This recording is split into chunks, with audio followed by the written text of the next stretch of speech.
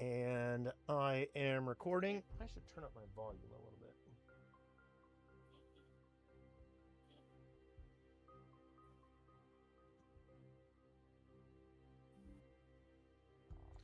I don't know what's going on with my audio. My audio has been so goofy lately, and I just need to break it all apart and start from scratch and fix it.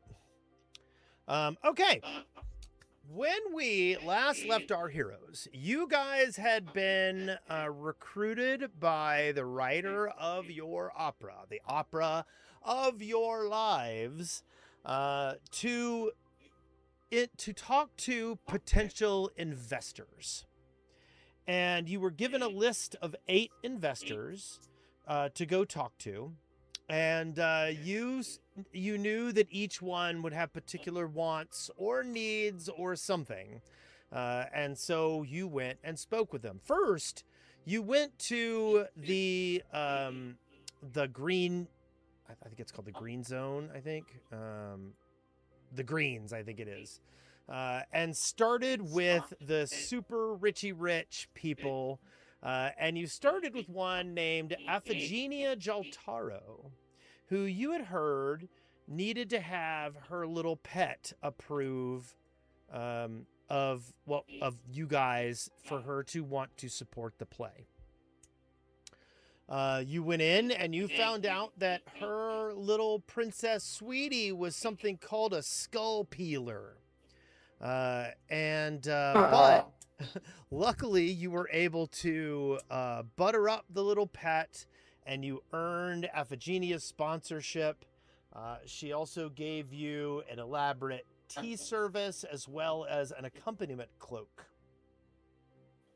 The next person you went and talked to was a former opera performer named Eldana Alamaxa, who was largely interested in promoting the career of her daughter, and proceeded to talk you into letting her be in the play. You guys managed to talk her down a little bit, but she was pretty clever, and you finally worked it out so that she would just be in the chorus. And then also you managed to talk her into maybe being a magical, what was the term? What were you? I think consultant was A what consultant. Yes. And so Eldana sadly kind of backed down a little bit. And she gave her sponsorship package, which was an entertainer's cincture and several bottles of fine Chilaxian liqueur. The next person you went and talked to was a kind of a new money guy named Ivrin Zerisis. And he asked a bunch of very weird questions. The things he asked you didn't seem to focus as much on the play as they did on you guys. Some of the things that he talked to you about still sort of left you feel like he was interviewing you for a position that you weren't really sure what was going on. And finally, what he did was he had one of you duel his butler. And Ashmog took on the role and challenged his butler, Vorens, and defeated him. But the dude had some moves. He indeed battled very well in combat. Yes. And as a reward for all of this, he gave you a Stormflash rapier that appears to be made out of iridescent crystal. Oh,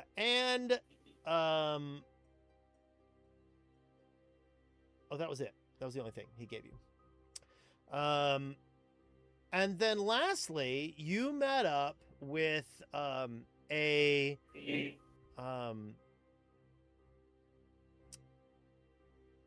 God, what's the term I'm looking for? A Kuthite named Vezeth Ilviak. And he met you at the Long Roads Coffee House. And the things he talked to you about were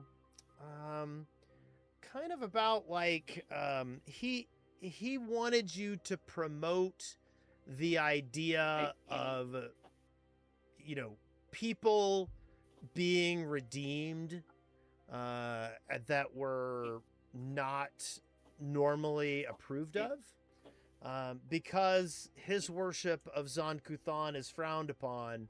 But you kind of got the idea that something about his worship is different than most people. And he agreed to support you, but he did say he wanted to come to the rehearsals and give you guys some recommendations. So at this point in time, I'm going to take you back to the map of Kintargo.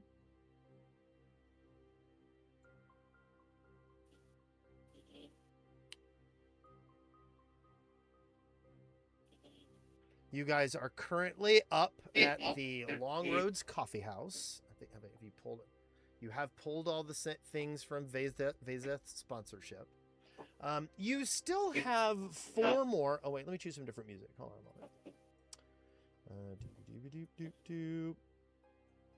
a moment. Kalsar is all ghostly. Seems a little dramatic. Oh my. Here we go. This one's called Saruman's Fall. Okay.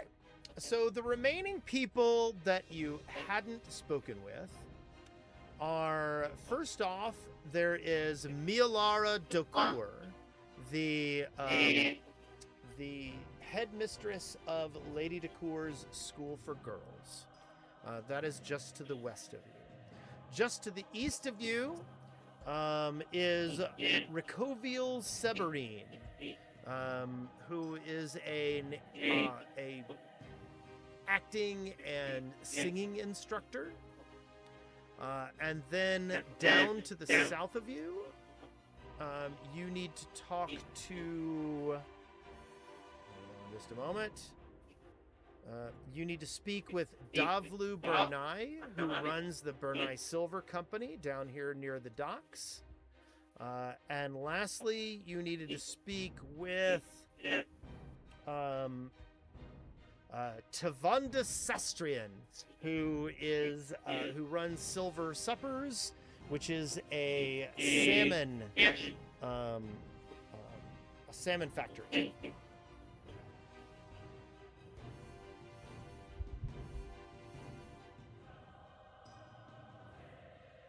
You guys are quiet. Old salmon factory where they make the salmon. Yes, because Kintargo is actually well known for its salmon. There is a special kind of salmon called silver salmon who live in this area, and this is a big export of the area.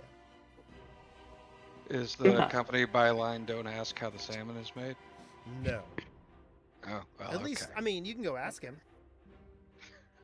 Maybe when we're there, we should ask. Yeah, perhaps. Or we could ask to see how it's made. And get hungry. I could always go for some salmon. Yeah. Well, you said Where's we're that next? like Salmon next to factory? the school? Yes. Lady Dokur's School for Girls is over here to the west, right here. It is this big, large building right on the edge of the park. It is known primarily as a school for halfling girls, because especially during somebody give me a recall knowledge. Give me a society.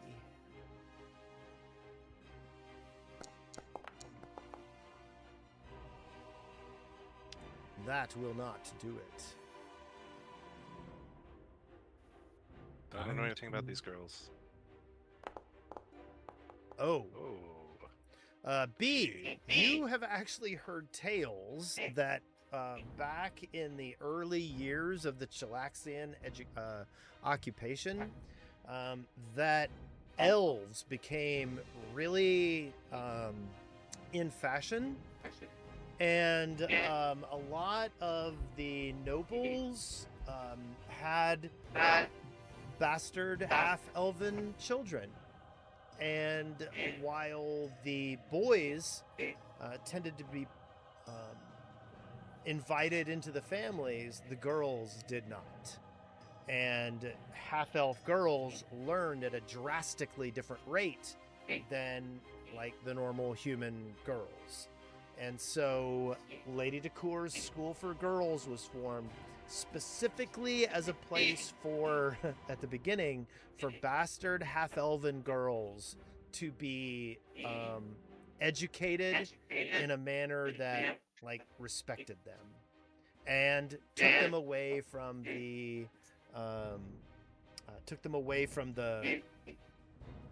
noble families that weren't necessarily all that excited about having them around. What the fuck? Less of in vogue and more of a eugenics program. Well, I mean, the elves were, you know, it was, you know, kind of like, you know, Orientalism, you know, like people getting, you know, elves were fetishized for a long time. And that caused some problems. I can't imagine why.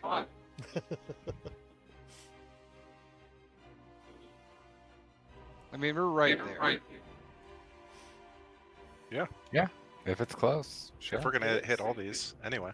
You are literally like 2 blocks away from it. Okay. Yeah. Okay, so let me walk you over there. So, and by the way, Zarum, you are echoing a little bit. You're reflecting the voices of the people, just a little bit. Calcifer, are you invisible? He's not in the call right now. Weird. You know, if you look at him, he's like green and glowy. Yeah. That's weird. He does have the invisible condition right now. Let me see. He does have the invisible condition. Let's get rid of that. He does not need to be invisible walking around town. Okay, so you guys approach the academy, and it's not far from the heart of Cantargo, and it is extremely active. One of the most interesting things is that when you approach the door, there are a line of 8 doors right here at the opening of the school, and they're all labeled. And one of the doors is guests, or visitors, pardon me. But like the other is students, faculty, like every single door has a label. And so I assume you go and knock on the visitor door? I mean, we are visitors. Yes. Yeah. So there, as you walk into the school, this is an elegant brick building with beautiful like vines carved into the bricks on the outside of the building. As you walk through, so someone comes to get you and recognizes that you have an appointment with oh god, I'm having so much trouble with names today. Hold on. My brain is very ADHD. Mialari. So you are. She knows that the faculty member knows you have a meeting with Mialari, and starts escorting you through the school. You hear all kinds of noise. It is extremely active in here. All the girls walking through are in very tasteful academy uniforms, but you do hear laughter drifting from certain windows, and it's very, very active, not chaotic. It's not like it's chaos, but there is a lot of activity that is very, very like purposeful. And as you're walking along, you see students practicing etiquette and diplomacy with each other. You see, you walk by a room that has students doing classical statue work, like chiseling statues. and you walk by one area where there's a debate class going on with some very, very like active debate going on. It's not like, even though the uniforms are very tasteful and precise, it doesn't feel very military. It's not going that direction. It's it's a little bit different. And as you're walking through an archway, you see one inscription on it that says, "Knowledge grants freedom, wisdom preserves it." Does anybody want to give me a perception check of some kind? Can give you a perception check of some kind.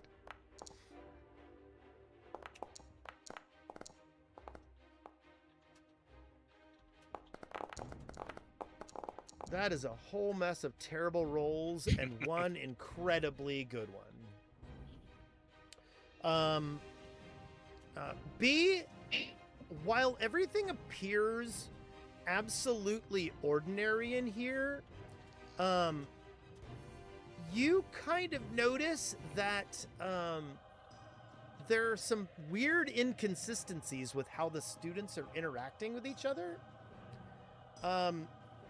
You see two of them like using hand gestures, but you're pretty sure those are some kind of coded signals. And as two teachers walk up, they seem to hand each other books, speak to each other, and turn around and walk away, but one of the teachers pulls like a folded note out of the book. It's just something's a little bit off here, but it's not obvious what's going on, but it does surprise you that you've managed to catch a couple of little things out of the side of your eye, and you rolled a 20, so you should feel very proud of yourself. Oh, it's 2 20s in a row. I can only go down from here. Yes, I know. But you're pretty sure that no one has any suspicion that you saw this. So you get escorted to a large, like, brick stairwell, almost like a turret, you know, where the stairwell goes up in the tower, and you get escorted up to an office that is at the top of this tower, and it looks out over the grounds and over the other buildings, and also looks out over Kintargo. And you are escorted inside, and now you meet, hold on just one moment.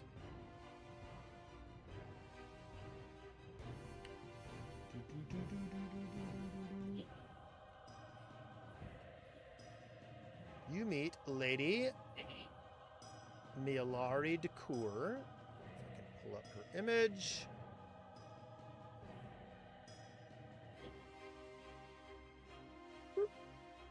She is a stunning half-elven woman.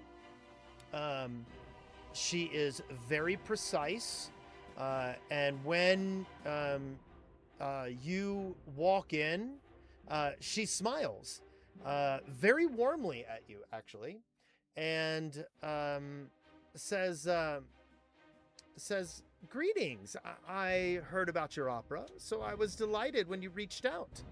I understand you've convinced Oriel to come back to the stage. That's quite an achievement. So please, come in. I want to have you tell me about your show." Well, thank you for hosting. She says, "It's my pleasure." She goes, "My office is one of my favorite places to greet people." And you look around and you notice that like there are books all over the walls. This is not a casual library. This is a very, very functional library, and these books are well used. So she invites you to come in and sit down. And when you do, she walks over and takes a teapot and begins pouring tea herself, and walks around to you one by one and offers you tea. Please. Is anybody asking any questions or doing anything? I mean, I think I'm I- going to share with her what I've shared before about the subject matter of our opera. She smiles, and she says, "Well," she goes, she says, "I already know quite a bit about the play, and I know quite a bit about you." She looks over and she goes, "Anira, the stories of your battle sisters are well known." She looks over at Ashmog and says, "Ashmog, the fights that you've had here in town, I heard about you liberating the hold on, I gotta cheat and look at names again.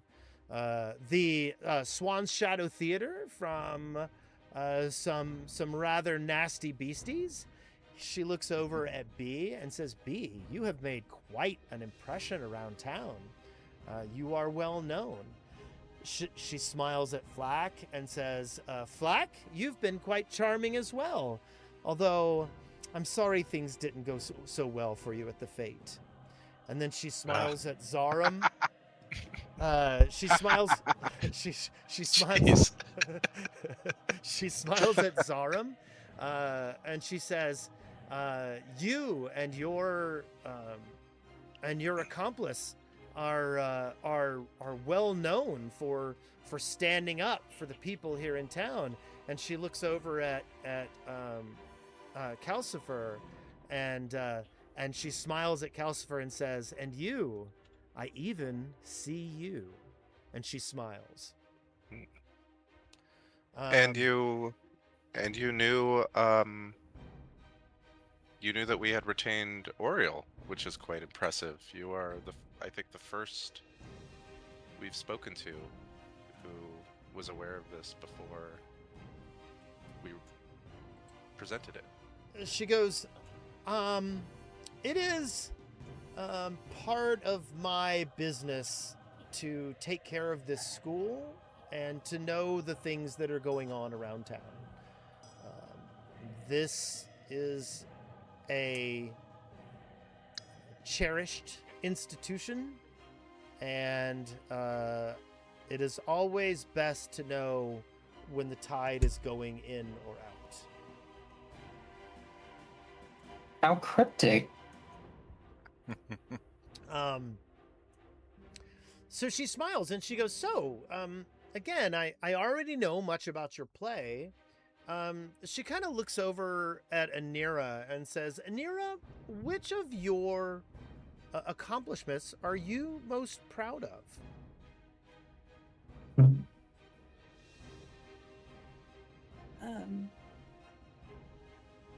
I mean, defeating Belcora obviously is the most satisfying of all of my encounters to date. But everything I do for the glory of Gorum. She smiles and she says, it's a delight to see disciples of Gorum who function well in civilized societies. She goes, many of the worshippers up in the land of the Lenorm Kings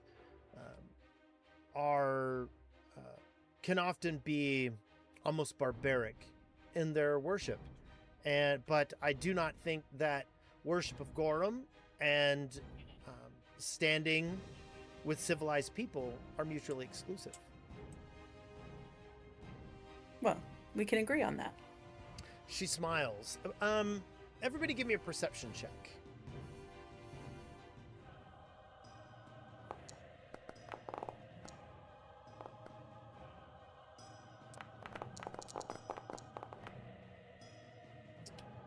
Oh, B, there was your 1.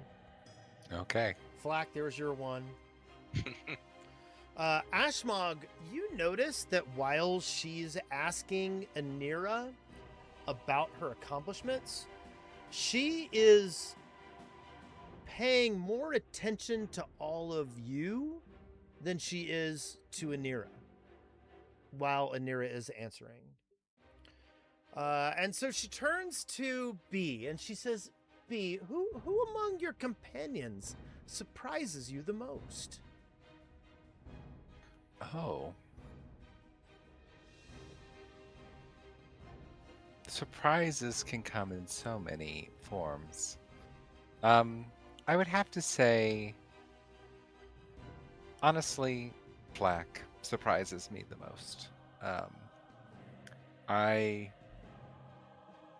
You grow up hearing certain things about goblins, and all of it being racist, of course. But you also don't grow up thinking of goblins as being able to pack a punch, and Flack is very much a serious force to be reckoned with when we get into scrapes. So She smiles at Flack and says, you wield a surprisingly small amount of fire for your kind. Yes, I dabbled in my youth, but my captain quickly beat that out of me, since fire and seafaring don't tend to mix very well. She goes, that is an excellent point. She goes, so, Flack, how do you decide who to trust?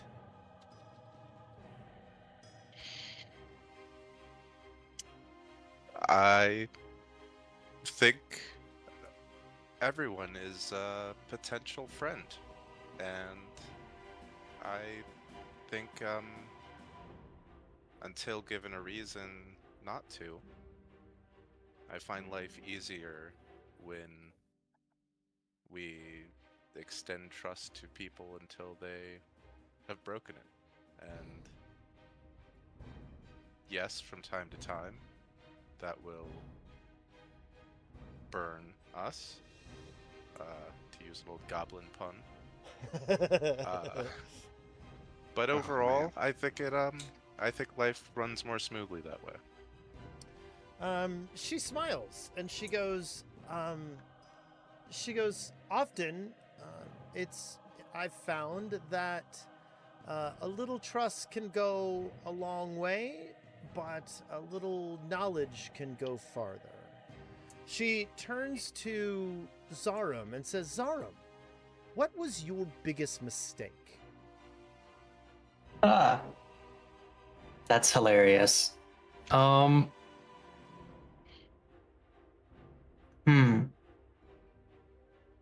Actually, I think my biggest mistake was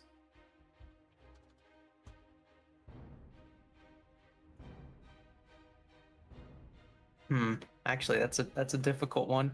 I think it would probably have to be just the mistakes I made in my youth, as in not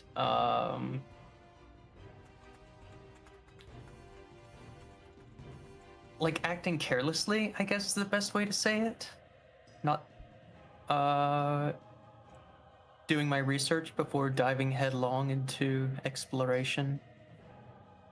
She smiles and says yes. She goes, wisdom comes from recognizing when you've stepped too quickly. And then she smiles over at Ashmog and says, Ashmog, what part of your past do you hope never catches up with you? Same part of my past that I really hope I get to experience. I don't want to see my tribe again, yet I still do. She kind of winces. She goes, I think. She goes, and she mentions like an area. You're from what is it? What mountains again? South Menador. Yeah, she mentions like an area, like a region in that area, but not that.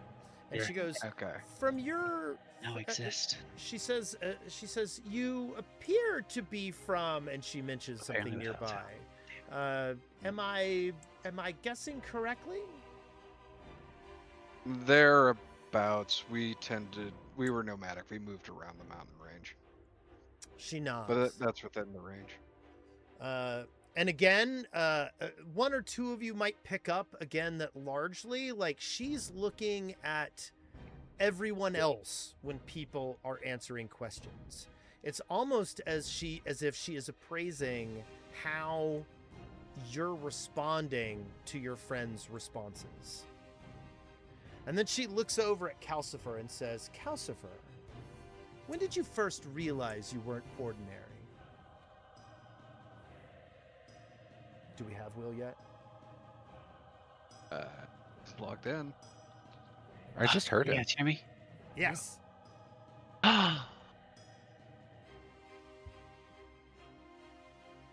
Did you hear my question? No, I did not hear your question. Okay. Question. So, Oh my god.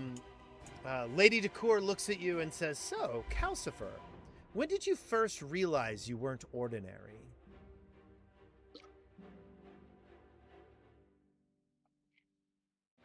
I'm pretty ordinary where I come from. She kind of chuckles and she goes, yes, but you didn't come anywhere. You didn't come anywhere near here, did you? No. She goes, so why did you leave? Why are you here? I was tricked into coming to the material plane. She kind of grins and she goes, are you sad you were fooled? No. She grins and she says, okay, enough questions about you. She goes, I need to know what you are going to be bringing to this play. She looks over and says, B, I'm sure that you're quite the performer. What would you like to demonstrate as a skill of yours today?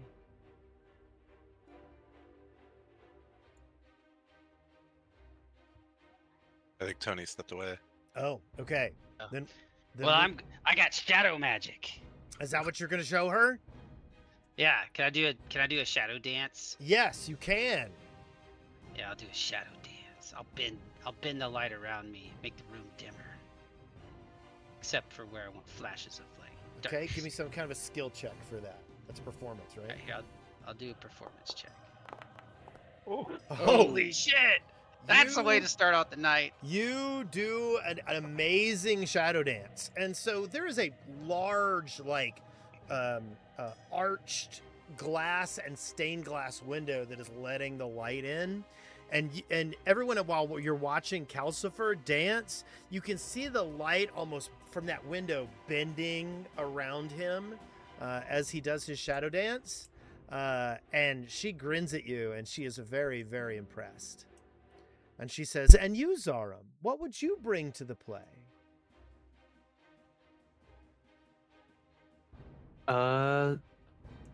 Nature and wisdom. She smiles. She goes, show me.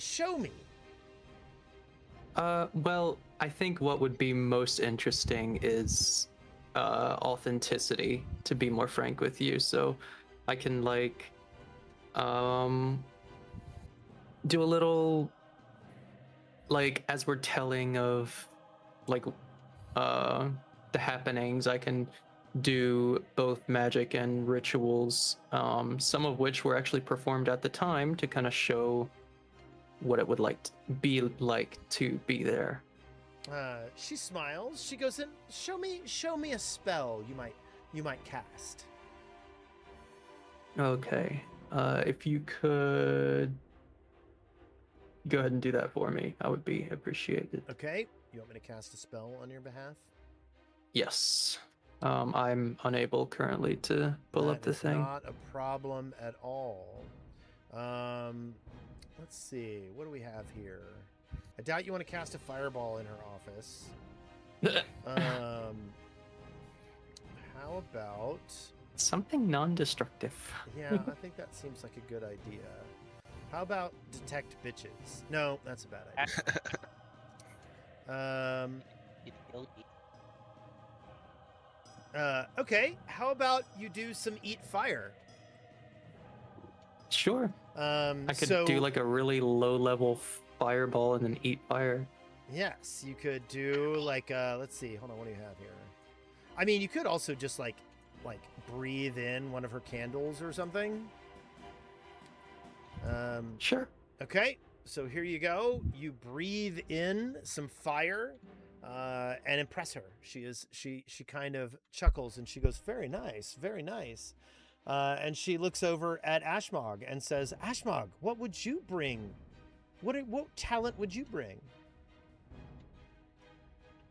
You know, I want to say licensing rights, but barbarians don't know what licensing rights are. So, I can lift heavy things, and I assume there's like a table or a desk. She points to Zarum. I lift Zarum. Okay, give me an athletics check.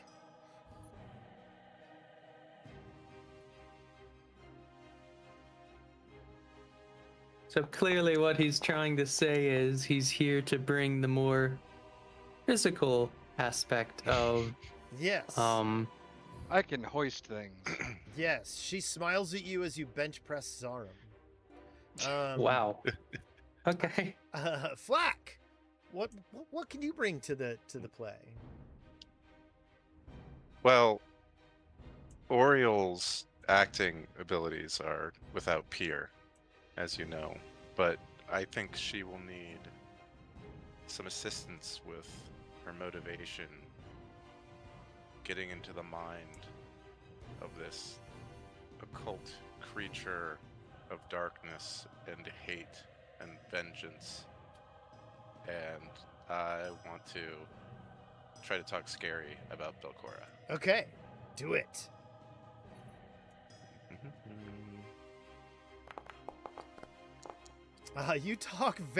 You make a very menacing story about Belcora, and she grins at you the entire time. And she says, "Anira, and what will you bring?" Well, I will bring the wrath of my god. And I cast this because it doesn't do any damage. It only does damage to foes, so Okay. it won't hurt anybody, but it'll just look really impressive. Okay, yeah. Okay, yeah. You managed to channel your divinity down into the middle of the room with a 4th level spell, and light pulses out, and you notice that she took. Everybody give me a perception check for that. That's a good one. Also, Are you everybody gonna gave say a she hero took point. damage? Let's not That's forget that. hilarious. Yeah. She took damage. It's hilarious. She's our enemy. She did No. not take damage, but Flack, you notice that she fell back, and actually, Calcifer notices this as well. She fell back onto one foot, as if there was something threatening in the room. She did not stand calmly. She put herself into some kind of a ready position when the divine blast came. And so she kind of claps and says, "Bravo, bravo." And so she says, "Well," she goes, "I have to tell you, I am actually very interested in sponsoring your opera. And I do have some gifts for you as part of the sponsorship. But I have a wish. I would like to have a few lines of text worked into the opera's dialogue, preferably into an aria. And she says it's kind of a subtle way of advertising my sponsorship, but I hope you recognize that I'm clever enough to where only the people that are aware of what's happening will recognize what I've done. She goes, I don't know, I don't really know what I want to say yet. She goes, but I would. She goes, it does give me a way to advertise the school without awkwardly putting product placement on stage for all to gawk at.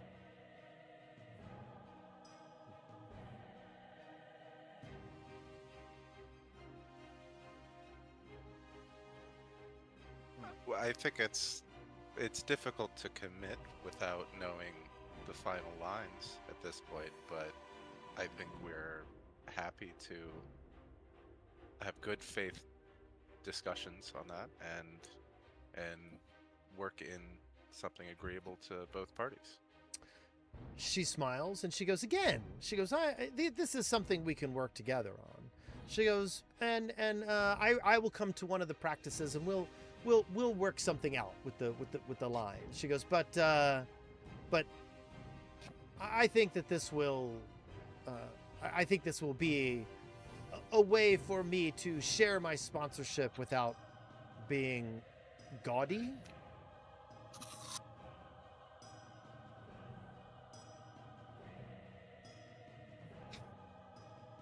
Well, I mean, we wouldn't want you to be gaudy, that's for sure. She smiles. She says, good. She goes, good. And so she shares her sponsorship with you. In her sponsorship, she gives you a set of slates of distant letters and some spectacles of inquiry. And you have secured another production point for the show. And Tony didn't even have to roll once. Yep. By the I way, didn't. everybody, Got 220s. everybody, don't forget to gain a hero point for the week. Yes. I didn't roll? Well, there was no test here at the end. She wanted to see all your personal, all your personal things that you did. But she wasn't all that concerned about, making you give individual tests here at the school. Tony, she just accepted you. You broke She up saw really B bad and there. loved you instantly. You broke up really bad Gosh. there. What was that? I was saying, she just accepted B. For she is instantly. She just loved B immediately. Yes. She appears to have known you all already, which should be a little disconcerting, but for the most Well, her part, reaction to the divine spell is what really has me. Yeah. Yeah. I'm wondering, because I know what things are in D&D, but I don't know if there's equivalent in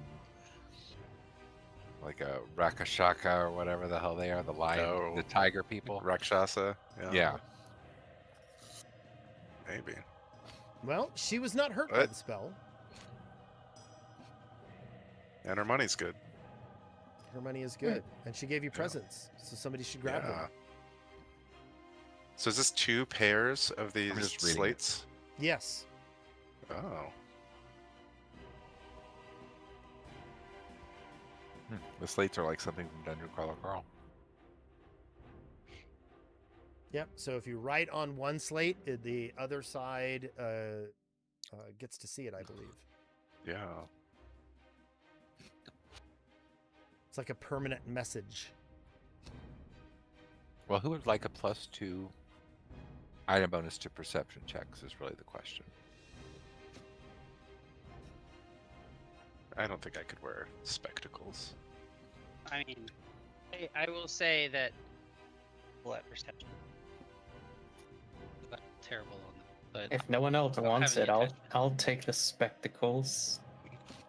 A lizard with Zara, glasses a on. lizard- I mean, I think it would be really cute Yeah. on Zara. I am adorable. That's true. Just sitting on the edge of your big nose, like And it's a Well, actually, it's a Yeah. +3 item bonus on perception checks to sense motives. If you're an investigator, it gives you some additional bonuses. I am not that. But it's also just a flat +2 item bonus to perception checks all the time, Correct. which True. includes initiative. So that's pretty juicy. Yeah, I use stealth for initiative most of the time when I'm sneaking. So I think Zarm's a good candidate. Right? Yeah, I agree. it's always good to have Zarm go earlier in the initiative order. Yeah, I like Zarm to go before we take damage. Listen.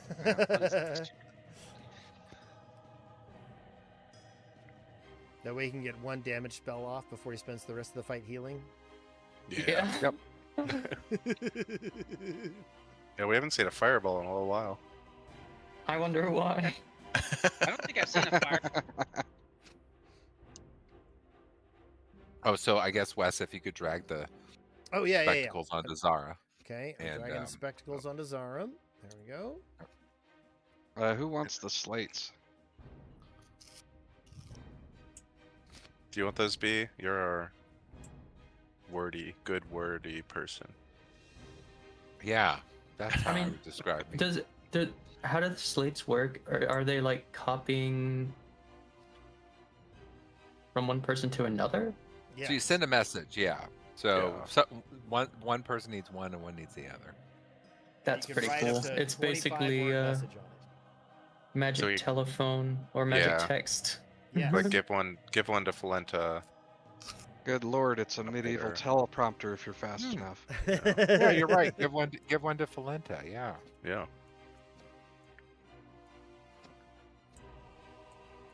Okay.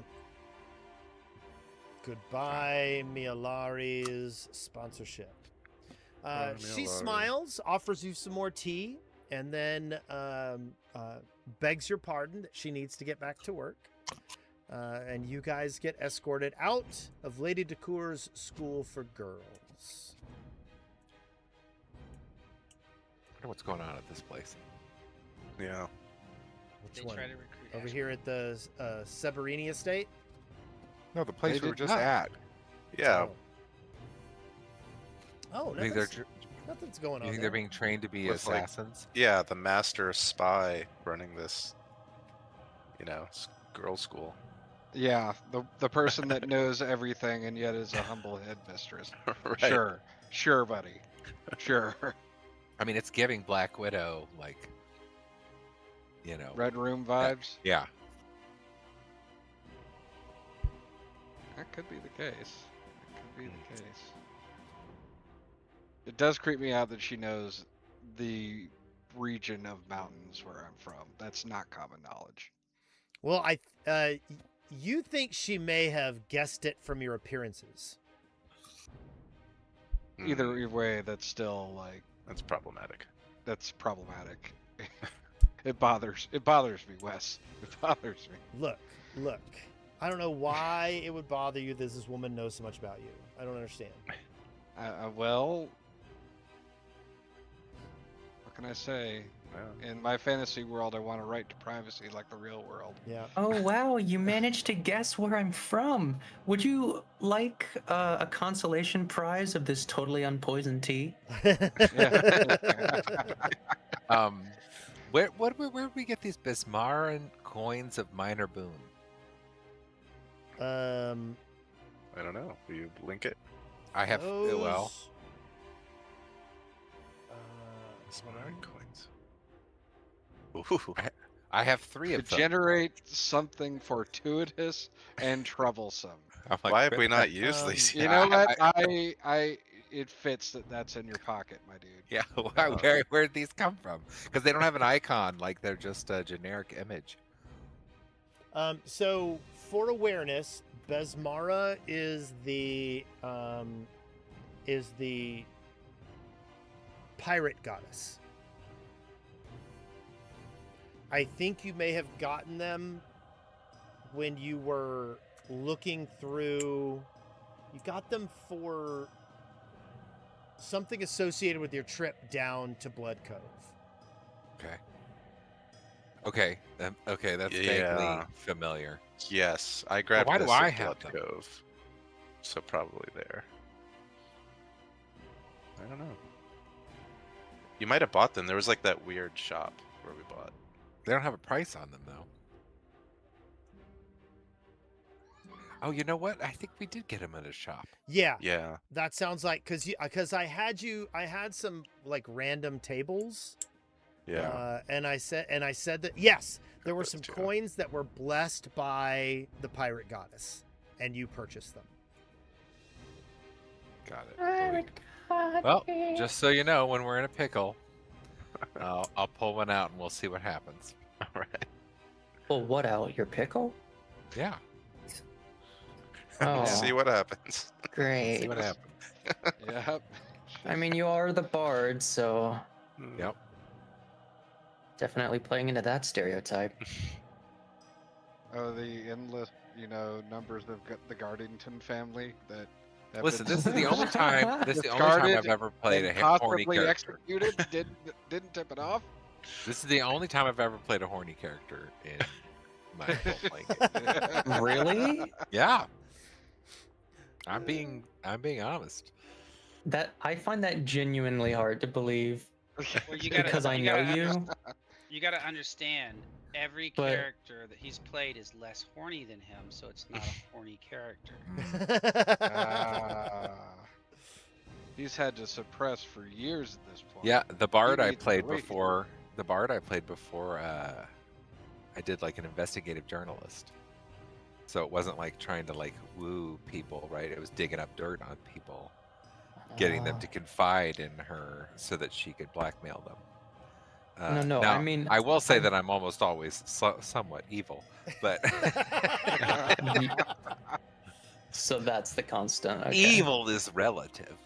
From a certain point of view. True. Yeah, I mean, she wouldn't do that to poor people, right? She was doing it to wealthy bureaucrats. Like, they deserve it. I see. Totes. Yes. All right. Well, where to next, folks? We got 3 more to do. Maybe we got 3 more. You're very close over here to the Severini estate. Okay, let's do that one then, because I know the other 2 are by the docks area. Okay, hold on just one moment.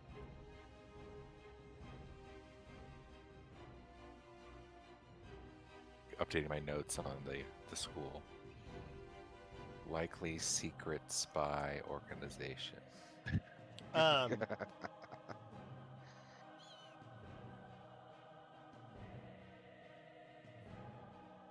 mean, at least we know now, like, right, if we need information on someone, Yeah. we have a friend now who can likely get that information. Yeah. Yeah, that's true. That could be very handy.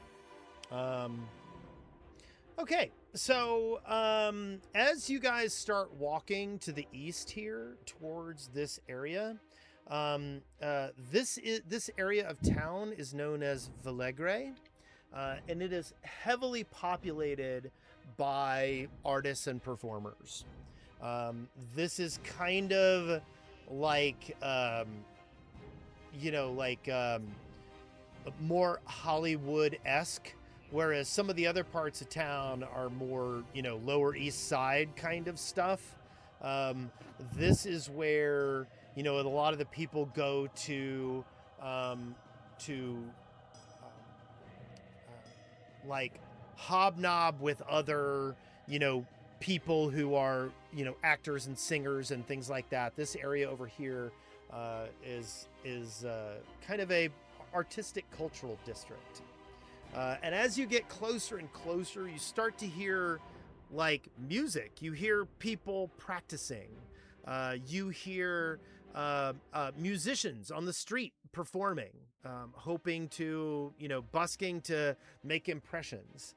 And as you get closer and closer to the Severini estate, you notice that like he's got this little park next to his house, and you can see painters painting beneath the trees, and like inspiration just kind of seems to be everywhere. This is a very extroverted kind of part of town as far as performance goes and art goes. There are music schools, print shops, instrument makers, bookbinders. Like there's all kinds of interesting little like support instruments for this area. And when you get closer and closer, you notice that this is an estate. It is a it is a large home with a very, not a prominent wall, but like there is a wall around the home. But as you get closer, you also notice that there are like fresh flowers decorating, around the walls and things like that. And there by the gate, it says Severini Academy of Vocal Excellence. And inside, you hear people singing way more than even the ones that you heard as you were approaching. And you see people walking around very casually in this house that looks like it is... it looks like it should belong over in the greens. Fancy digs. I will drag you over here. Boop, boop, boop, boop, boop, boop, boop, boop. Here we go.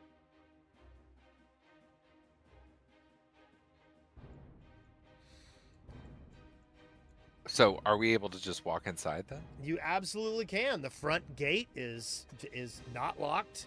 Again, you see people walking around within the wall of his estate. Everybody give me a perception check.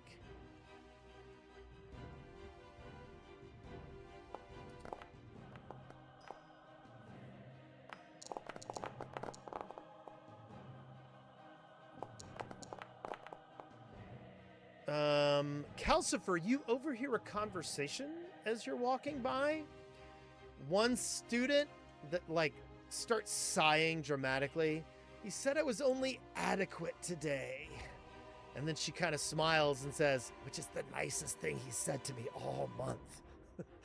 And then another person talking to her says, he only made me sing the aria 12 times. And yet, though they've been insulted, they don't seem angry about it. So as you approach the front door, you notice people, different students walking in and out. And you just kind of join the people going in the house. There is the house is... the foyer kind of looks almost like a museum in that there are portraits around the walls. There are the portraits are all of the same person. And I will show you his picture. And this is Ricovio Severini. And you notice that in the different portraits of him, he is in drastically different costumes, in drastically different roles, and with drastically different hairstyles every time. You also notice that there are newspapers framed around the room, and among them, you do see one review where part of the review remains, but then another part of it is scribbled out with red ink.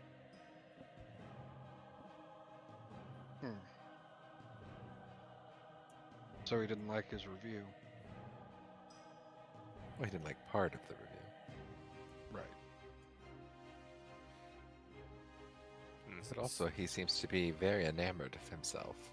Well, I mean, look how handsome he is. Yeah. On a completely unrelated note, has anybody seen that movie Whiplash? Yes. Okay.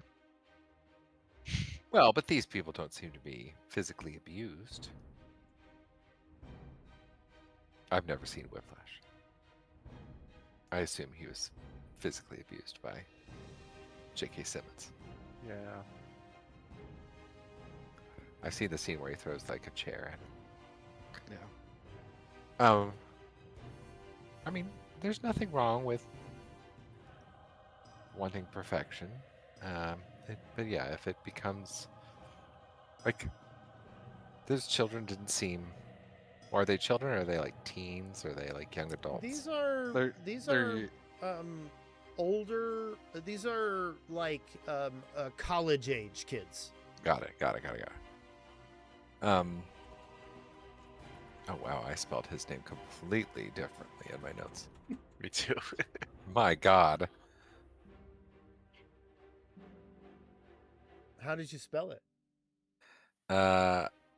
RICO, which is correct. Yeah, But then I did VAIN. Rickovia. Yeah, and then I did SEVERINE. Oh, that's close. Severini. Yeah, but it's CEB. I never would have gotten there.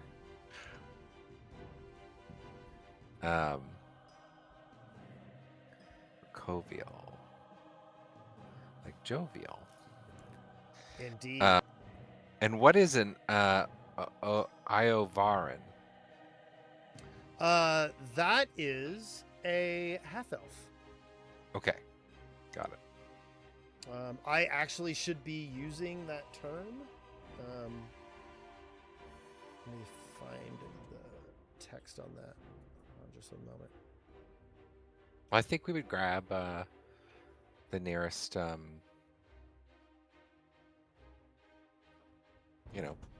student who doesn't seem preoccupied and ask them where we can find him. Yes, an elven child with people of other ancestries is called an Iovarin. An elven word that refers to a poem about leaves that fall too quickly to the ground.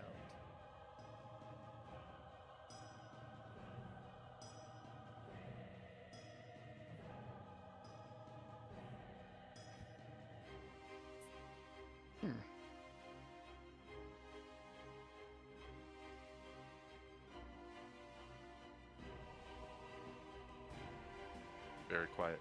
I know. Everybody got is. real quiet all of a sudden. Well, I said I grab a nearby student and I ask where we can find Severine. Severini. She goes, Master Rickovio? Oh, you can find him over in the sitting room. And she points over to one wing of the house. All right. We head there. Okay. Yeah. As you get closer and closer, you hear there is a lot of singing coming from this area. And shortly before you open the door to the sitting room, you hear some very stern voice addressing the person who was just singing. And the words are not kind, but also don't seem to be like spiteful or hateful. But it is a strong criticism of the performance. And then you hear the voice say, you need to go work on this some more. Come back to me when you're ready to try again. And the student opens the door and almost bumps into you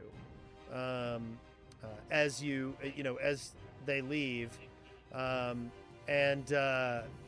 then when you start to step into the door, you see Rickovial kind of reclining on a divan, and then he kind of looks at you as you walk in.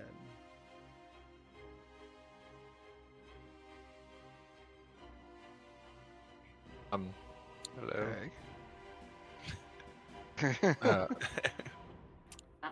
Nice to make your acquaintance, Ricoville. I'm not sure if you were informed of our visit or pre-informed of our visit.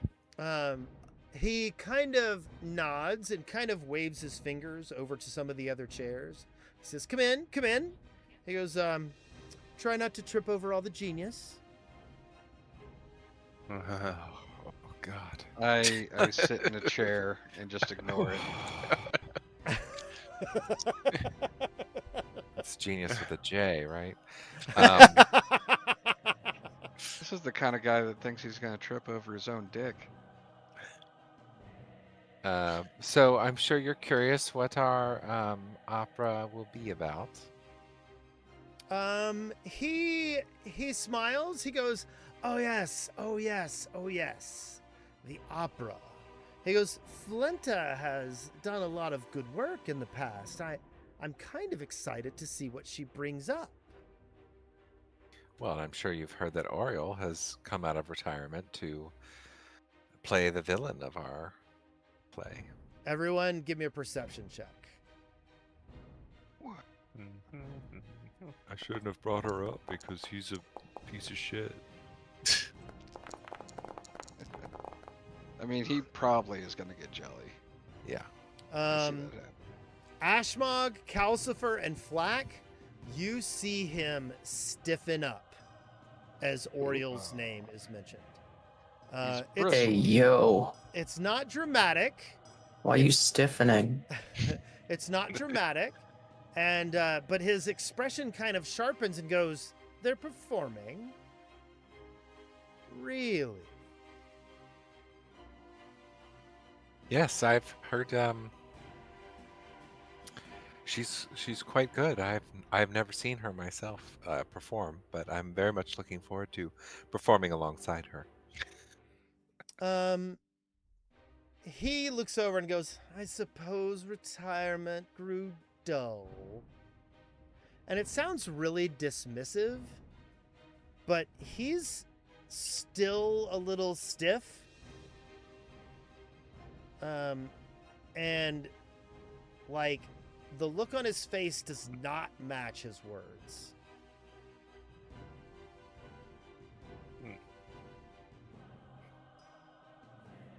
You would have looked elsewhere for casting? He goes, "Oh, I suppose, I suppose she's done her roles here in town. She's been a star."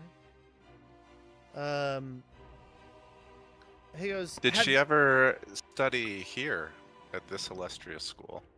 He kind of bristles a little bit. He goes, No. She's much older than that. He says, the students here are learning what she learned quite a bit ago. He goes, have you heard her sing? Did we hear her sing? No, I don't think we have heard her sing yet.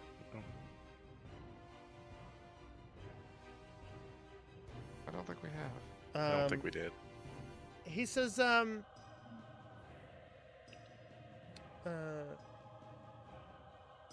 also, if anybody wants to give me a society or a theater lore check, they can do that.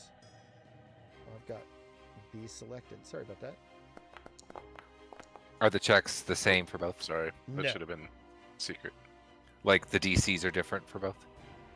It's all right. Flack, you actually are aware, now that you think about it, that Ricoville has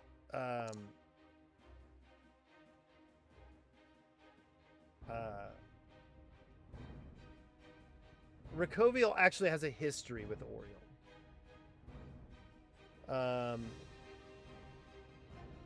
And so when Ricoville says, when Ricoville says, I suppose retirement grew dull, you kind of recognize that that there might be some kind of a rivalry here, or something like that.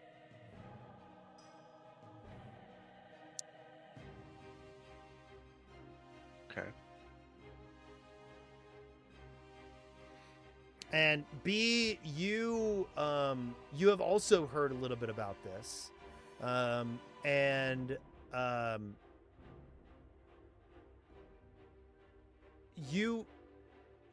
you have reason to believe, like, that his interest in Oriel is part of a larger history.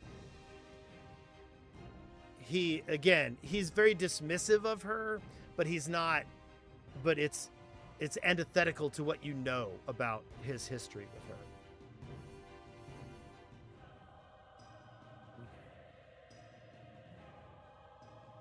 Well,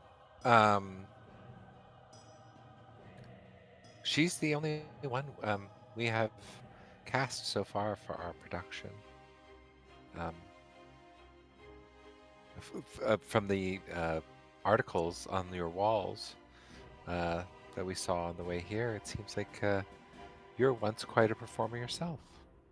He goes, perhaps. I have been a performer in the past. I have taken on teaching now. He goes, you saw Varissa leaving the room, and I have taken her under my wing. And like some of you, like, would not like the way he seemed to talk to her. The fact that he, like, knows her name is a little surprising. You know what I mean? Like, he didn't talk to her like somebody he was affectionate for. Yeah. And yet he addressed her by name, and says, look, look, what key is the finale of the play in?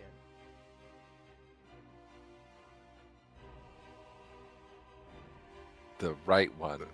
Kalian key, of course. He kind of Alien. he kind of chuckles and says, "Oh, the performance is going to be drunken." Listen, we're not writing the music for it. Like- That's what Polenta's doing. He goes, "Okay, so you haven't booked the actors. Who's conducting?" We haven't booked them yet either. Well, who's handling the costumes?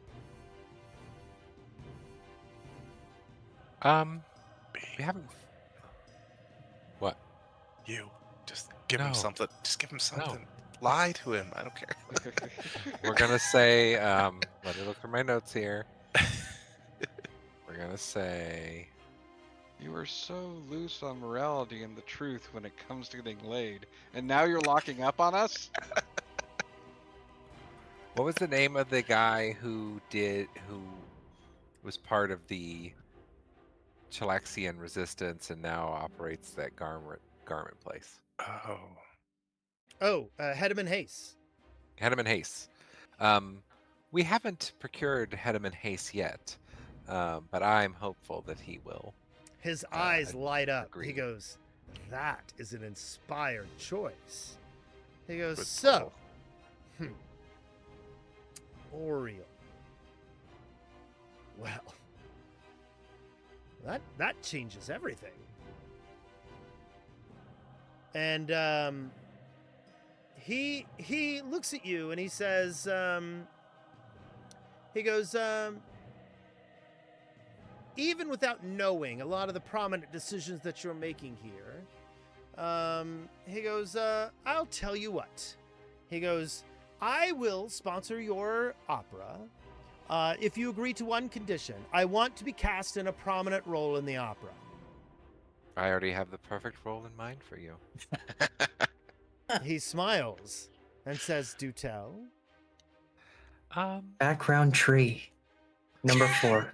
I want to see if anybody can predict who I'm going to say. I know who Franz you're gonna say. Vangelico? No. Oh. Do Ooh, you- okay. Who do you think, Wes? That's what I was going to say, Franz Frangelico. Oh no. Okay. I hold think on. Revian. Eurevian. Oh, that is correct. Eurevian. That'd be Especially great. with He'd all love the that singing. too. Well, with all Yeah. the singing Eurevian does. Like, Yes. Bravo. So yeah, I'll share with him like, in the dungeon we came upon a devil that created a very difficult situation for us. Very painful, and we had to make. I made a very difficult decision that led to someone's demise at the hands of this devil. And the devil communicated through song, which was very interesting for all of us. And I think you would be a very perfect type of performer to capture his theatricality and presence. He smiles and he says, "This sounds intriguing."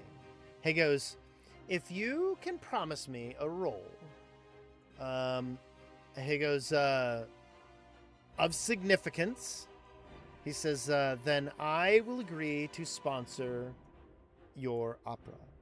He says, and be sure to tell Oriel. No, don't tell them. Oh, please. We must know. We must. If you have wisdom and experience in this He area, goes- especially dealing with divas. He goes, Such "No, as no, no. Oriel." Let's just let things be a surprise for a while." Basically, he's saying, "Don't tell Oriel that he's involved." Yeah. Yeah. And so Nice. he offers his sponsorship, and that is here next to you. Guys, we're doing so good. Hey. You have gotten every sponsorship so far. Every one of them.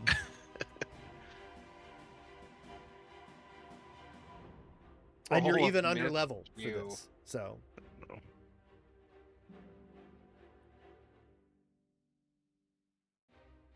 You fail a check or attack. You just flip a coin. It lands on the theme set. Oh god, you got Yeah. 7 of these? Get 7 uses of it. Yeah. Well, 7. 7 successful Failures. uses. 7. Oh yes, 7 failures. Yeah. So as long as you succeed, then you're fine. You can keep using it. That's crazy. these magic Yeah, items that you get, our guys are getting, are crazy. There is Um, so much stuff. I'm assuming this is a fortune effect. So What? Something you already have? soon I already have it for a lot of like skill checks that I use, and in a couple levels I'll have it for finishers, so someone else should take it. Yes, Okay, this then activation this- is a What the fortune effect, fuck? regardless of Next how the level, coin flip yeah, lands. next level I will. Next level I can get a finisher that's a basically roll with advantage. Oh my god, the spell Mist Q Mist is Q, so yeah. amazing. So let's see. You make the Like- spell's target believe they had something incredibly important to say, but forgot to say it, and now they've missed their opportunity. I mean, it's the spell of my life. The Pathfinder spells are so good. They're so good. Like, Um, oh my god, So I'm getting hilarious. anxiety just reading this description. yeah, that's pretty great. So Rakoviel smiles at you and says, "My people will be in touch." He goes, "And thank you for giving me this opportunity." Of Thank you. course, thank you. Ooh, Who wants the coin flip? uh, As someone who's died from a crit 1 twice.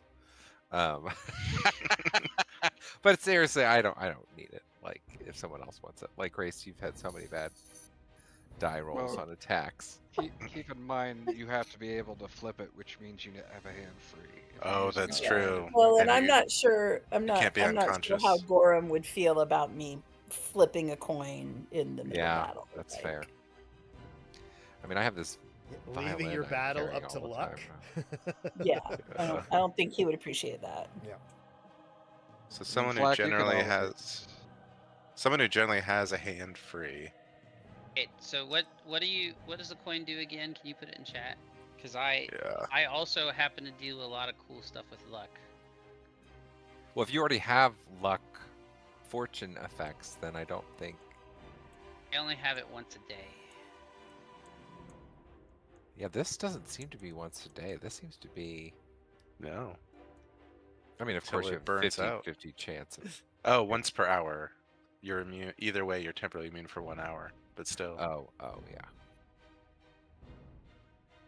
Oh, you only get to use it 7 times. No, you get to use it if it fails 7 times. Yeah. Okay. which on average is somewhere around 14 to 15 times. Yes. You know what? I think V should have it. All right. I mean, rolled you a lot could of use really- it in like so. I've, You'd be really good I've to use it rolled- in social situations, B, that are important Yeah, too. I've that's true. I've had a lot of really bad rolls, but I feel like B has had more. I mean, I've died from 2 crit once, twice. Well, you won't be able to use it if you're. Yeah, I know, unconscious, but I'm right? just saying I have bad luck. Okay. Okay. It is a reaction though, so you can Yeah. use it Yes. in reaction to something else. Yes. Just not a death saving throw. Yes. I have too many reactions as it is. Yes. for only Not having says, one "Oh per look, round." Grace decides to join the party." I don't have What? very many. Listen, Grace is always part of the party. I don't have very many reactions. So Okay. That's cruel. Okay, okay. so you've got 2 more places to go. Why don't we take a little break? I want to get a glass of wine.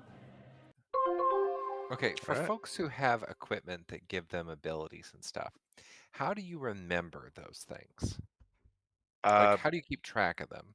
So I create like custom actions, Oh, and then I just drag them down to my bar for Your like bar. the important ones. Yeah. That's a really good idea.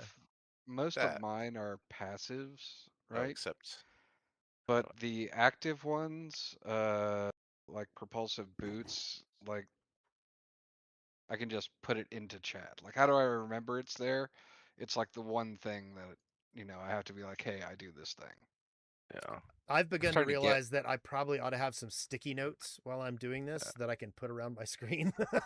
yeah. I'll be right back. It's just I'm starting to get a lot of things now that I'm like, Yes. I need to remember them. Yeah. Like, I do wish that you could, under spellcasting, it was more editable. Because I have like some spells from items, but there's not a way to like. I mean, can you drag your Create. items into the hotbar? I'm trying to drag it into the tiny hotbar, and it's Yeah. not working. Let me try the bottom one. The bottom one I can. Yeah. The bigger Okay. one. So that's something. So let me see if I click on it, what happens. It pulls it up there. Okay. Yeah. But at least it will be a reminder to me that I have an item that has a thing on it, right? Yeah. Like, Yeah. Yeah. I mean, this one, right? The first thing, the bonus action is I get a focus point back, which is great. But then this other thing about the Phantom Crowd, I'll never remember I have this. Yeah. And it's very situational too, right? Like summoning a crowd to like watch me perform. It's not going to be helpful in combat. at Situation. all. I feel like you're gonna use that all the time. I can only do it once a day. Oh. But then, like when I want to use it, how do I track that I've used it? Right? Like I don't know that there's a way to do that. I just say that I did it, and I have to remember Yeah. I put it. Yeah. You have to keep track of time. And then, like the spell that's associated with it, like do I need to cast that spell or like? Well, Is if it you click fine? on the actual Phantom Crowd that you put up, like you can Yeah. just put it to the chat, click on it, and then I guess Wes can help How, you with that. how do I put it in the chat? If you just click on Phantom Crowd, it'll pull up the window, Yep. Mhm. and then you can. How do you? But yeah, this is what I was saying. There's not a way in Foundry, I think, without another mod to Yeah. like cast from items, right? Which is fine Yeah. most of the time. Like we just say, Well, if Yeah. like there's I have ever, I have like a lightning bolt spell I can do, and I can just be like, here's where Well, it's hold going. on. Here We've here are the used guys you need to scrolls save. and wands. There is a way. It's just not built into the Right. thing. to the item Yeah. itself.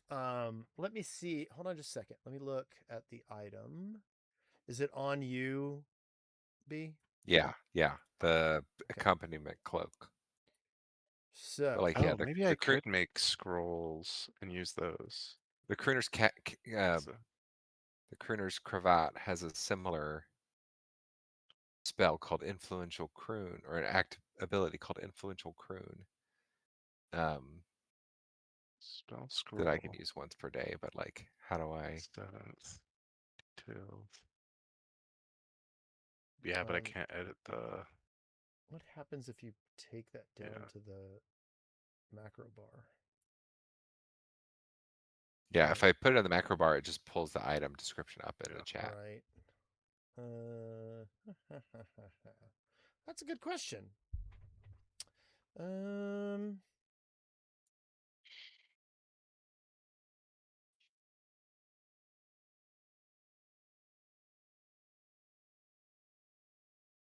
For now, I think I'll drag the items down there just as a reminder that I have items that have situational abilities on them. Yeah.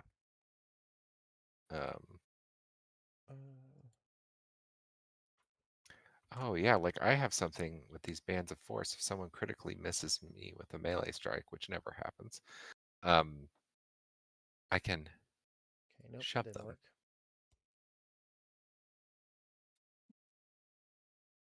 Hey,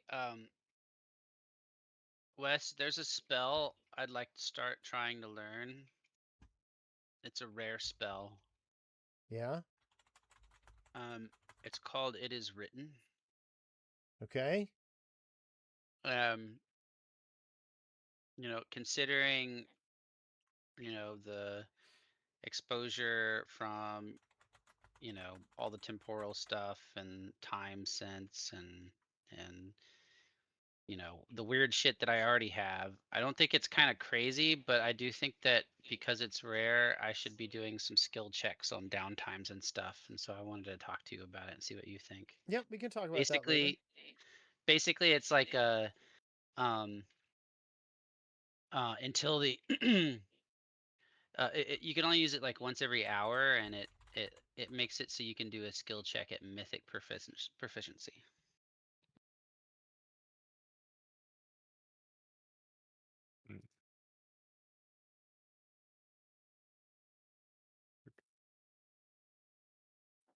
And it's not, and it's filling an empty hole that was just created because I took fly at 7th level as a signature spell. So the fly I had at 4th level is now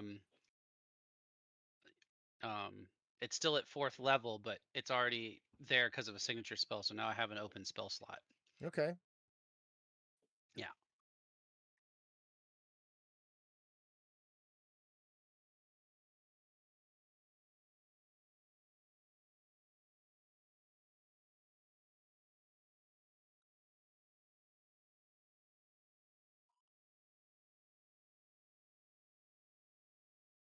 What's the name of this ability that it gives you? The crooner's cravat. No. The accompaniment cloak gives you envision.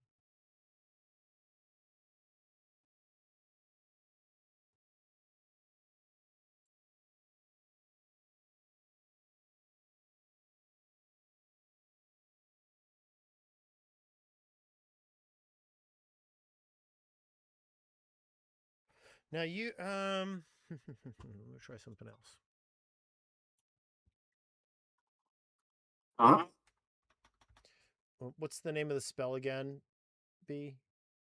The spell is Phantom Crowd.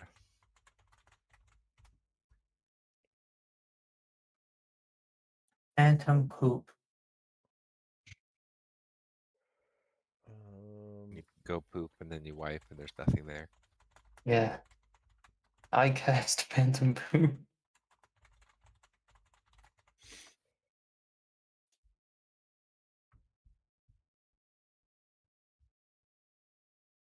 So what you might need to do is create another magical entry section for the spells that are on your items. Oh, okay. That's what I was talking about. I don't think you can, unless if you guys figure out how to do that, that'd be great. But I could not figure out how to do that with the Oh, that's spellcasting easy. entry. You just add spellcasting entry, and you make sure that it matches whatever type of spell it is, and then you drag it in there. But how do you edit if there's a static DC from the item? Which maybe for B yours don't, but if there is, No, I don't some do of them it. do. Yeah. I think Yeah. you have to put it in at the correct level for that, like DC, right? Because like you'll always cast it from the same level. Yeah, but So- your DC increases. Yeah, Yeah, I couldn't find a way to edit the DC. Like it always calculates the DC for you. What's an Right. example spell? So here. So this, the lightning bolt thing, 6th rank lightning bolt, but it's always DC 33.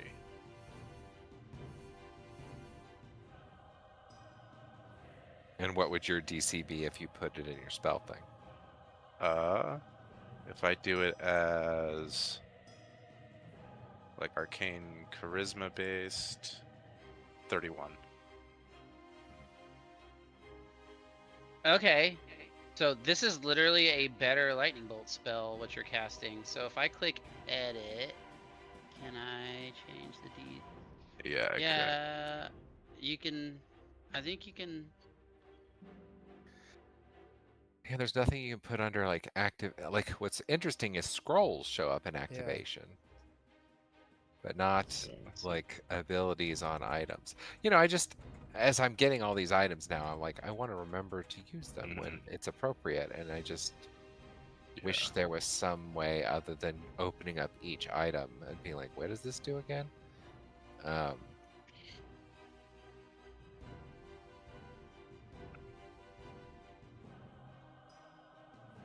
But I'll just add all my items that have some Yeah. kind of ability to my bar. I mean, the Yeah. problem is putting them in the bar. It'll put it in the chat if I click on it. I'll That's have to okay. look into this. This is an interesting thing. I thought that most magic items in the game usually just let you click on them. You know? Hmm. And then like activate it. Yeah. Yeah. Not quite. Yeah.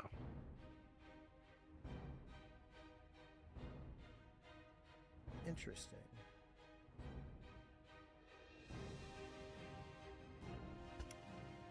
I will have to look that up. Oh, I killed my window. Are we all back? Yeah. I'm back. I'm Yep. back. I'm back. I never left you. You know it. I got a glass of wine. It's gonna be delicious. Ping pong. I'm the milkman. My milk Bing is bong. delicious. Miguel Jackson. That's good Malbec. Okay, so let's continue, shall we? You have 2 more places to visit. Let's go visit the Salmon Man. Yeah. Sing me a song, you're the salmon man. Oh my god. Bring me a fish tonight.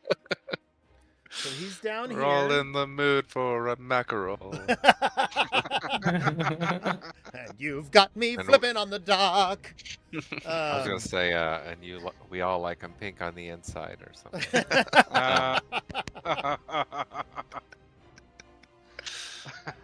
Okay, so You We'll guys, chop that a little more, and we'll have I will some grab your icons and I will drag you yank of it down to content. Silver Suppers. Boop-a-doop-a-doop-a-doop-a-doop.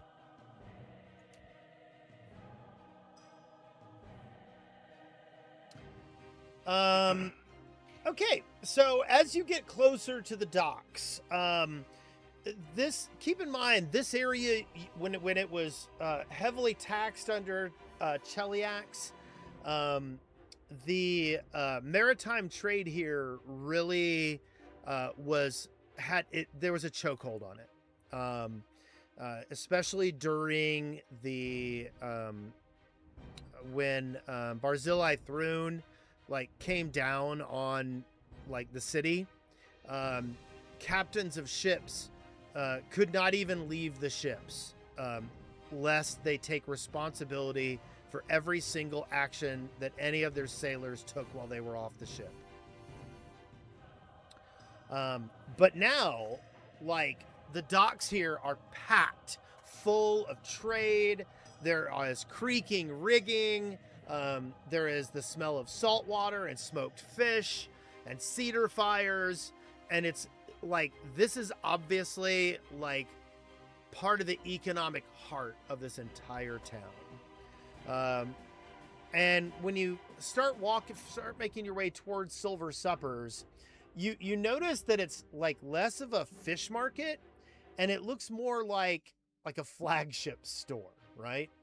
There is a carved sign depicting an elegant silver salmon leaping from a river, while polished brass lettering proclaims Silver Suppers, Ravenel's finest salmon since independence. Crikey. As you step inside, you see that they have, first off, for such an industrial place, the windows are very clean and you can see right in as you're walking up. And there are baskets of fish displayed around the room with smoked fillets on polished silver platters, elegant gift boxes, and then framed awards for what's being sold. You notice that customers will walk in with an empty basket and leave with beautifully wrapped parcels. And it is incredibly busy out here. You see that samples are being handed out to the people who are shopping here. And there is a giant, enormous painted mural of a salmon swimming upriver beneath a golden sunset.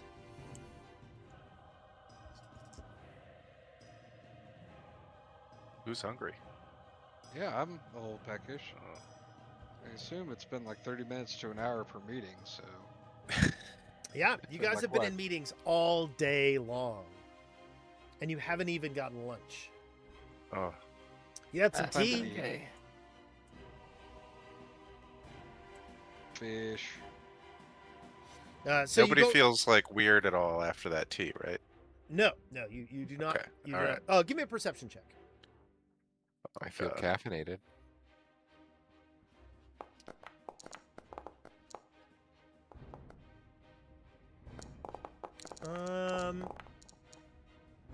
No, nobody feels weird.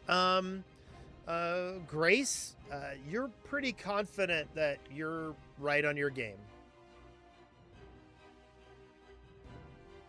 Always. Nothing suspicious about that. Don't be suspicious. Don't be suspicious. Don't be suspicious. Okay, so you kind of, as you're walking around eating the salmon, and you start glancing over at this gigantic mural, this passerby kind of chuckles and goes, "He commissioned that one after sponsoring the salmon ballet." And then the person next to him goes, "Better than interpretive dance." And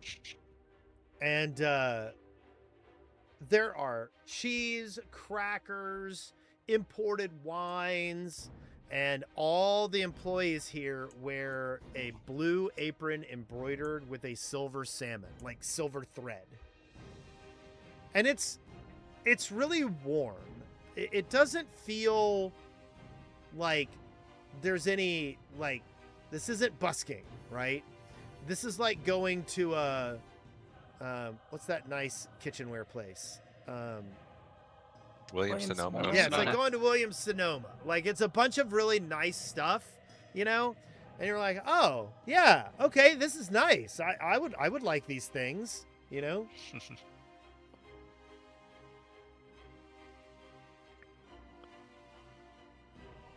So we've gotten a Alright. table. We are sitting down to eat some salmon. Yeah. Okay. Yeah. Yep, you guys relax and nibble on some food. And one of the employees kind of walks over to you and goes, are you the ones we're expecting? No. Yeah. Maybe.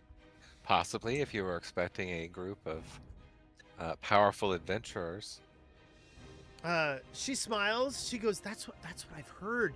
That's what I've heard. You're here because you're adventurers. Wow, that's very exciting. She says, I'll tell you what. As soon as you're done enjoying some food, I will take you up to the office. Tavandis is expecting you. She says, but take your time.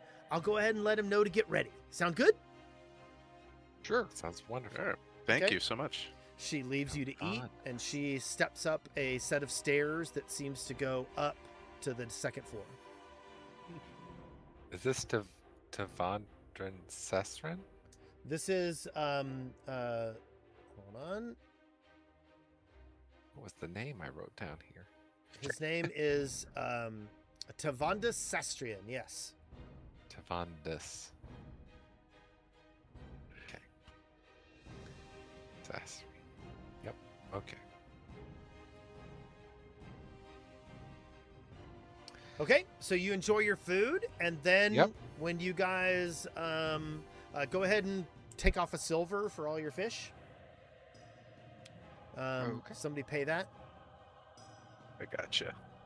Are you paying for everybody or just? Is it yourself? just one for the whole thing? Yeah, I gotcha. Yep, Oh, one just silver some for snacks. everyone? Yeah, It's just on for some me, snacks. guys. Don't worry about it. And so you get, and then the employee walks you up the stairs,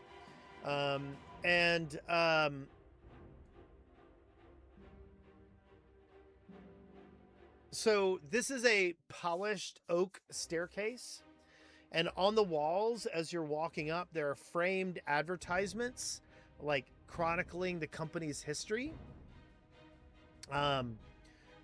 Posters that were advertising fresh salmon that later become more and more theatrical as you go up, you know, like as if the artistry on the posters has gotten, you know, more complex as the company has gone on. And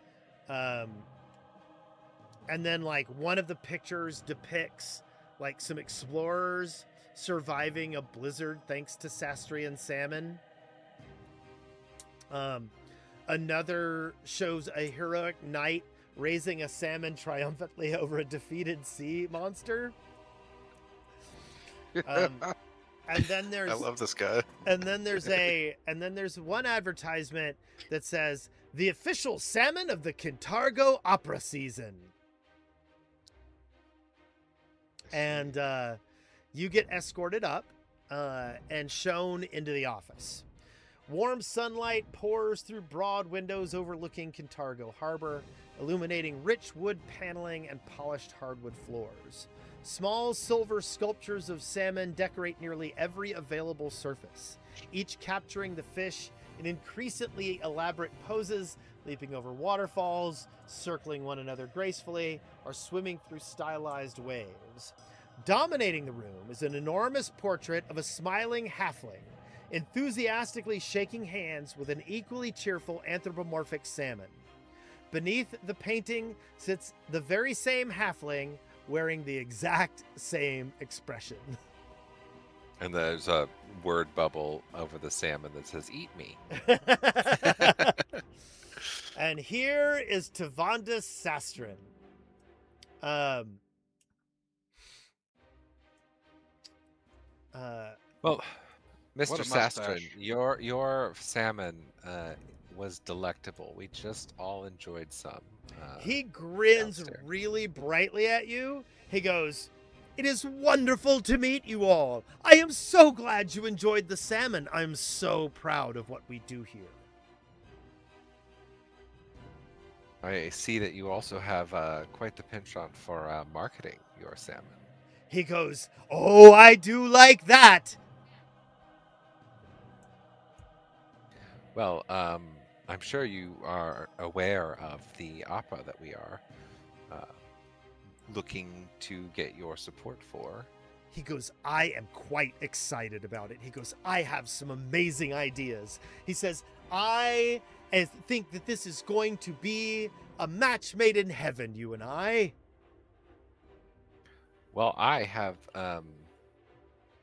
I'm very curious to hear what your ideas are.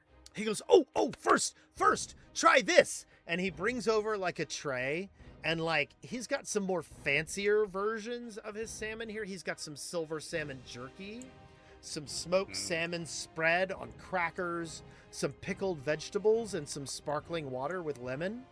And he goes, try, eat it all. It's delicious." I start eating a lot. I am hungry. And this is salmon, which is always good. Yeah, it really is always good. Yeah. Does anybody mean, say someti- anything while you're scarfing this down? I think we just yeah. I know So-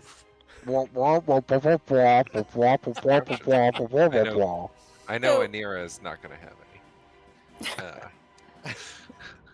any. Or God will punish her. Well, For Gracie, having the salmon. Grace is like, "Is it fish and chips? Then maybe." So as you compliment somebody, goes, "Oh, I'm terribly proud of that recipe." as you should be.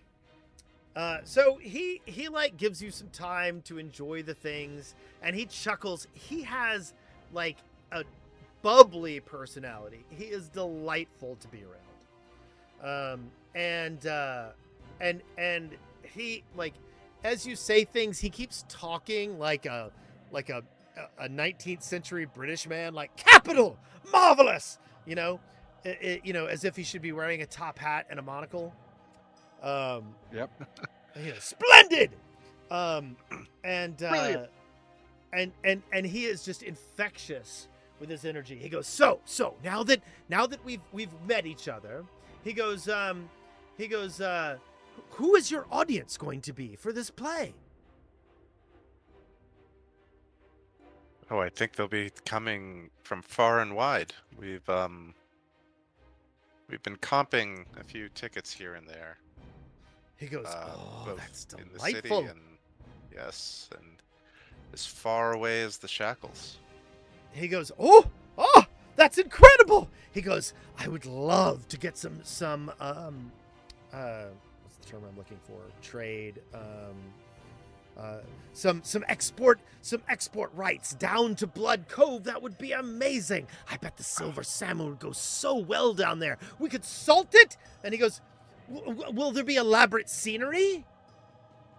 Of course, this is a first-rate production, and yes, we were down in Blood Cove recently and sampled the fare down there, and it holds nary a candle to what you have on offer here. I think they will be enlightened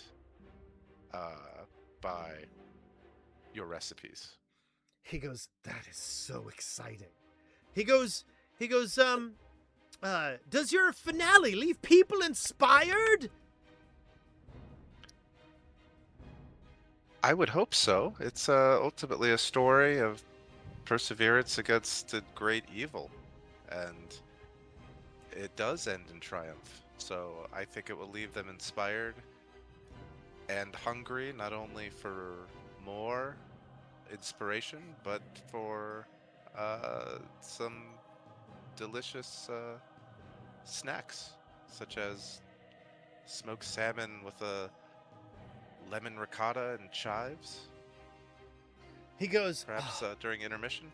he goes, that would be amazing. He goes, you know, it would be even better if you mentioned Sastrian salmon during the play. Perhaps you could remark that it gave you the strength to save Otari? Well, I had a thought about that.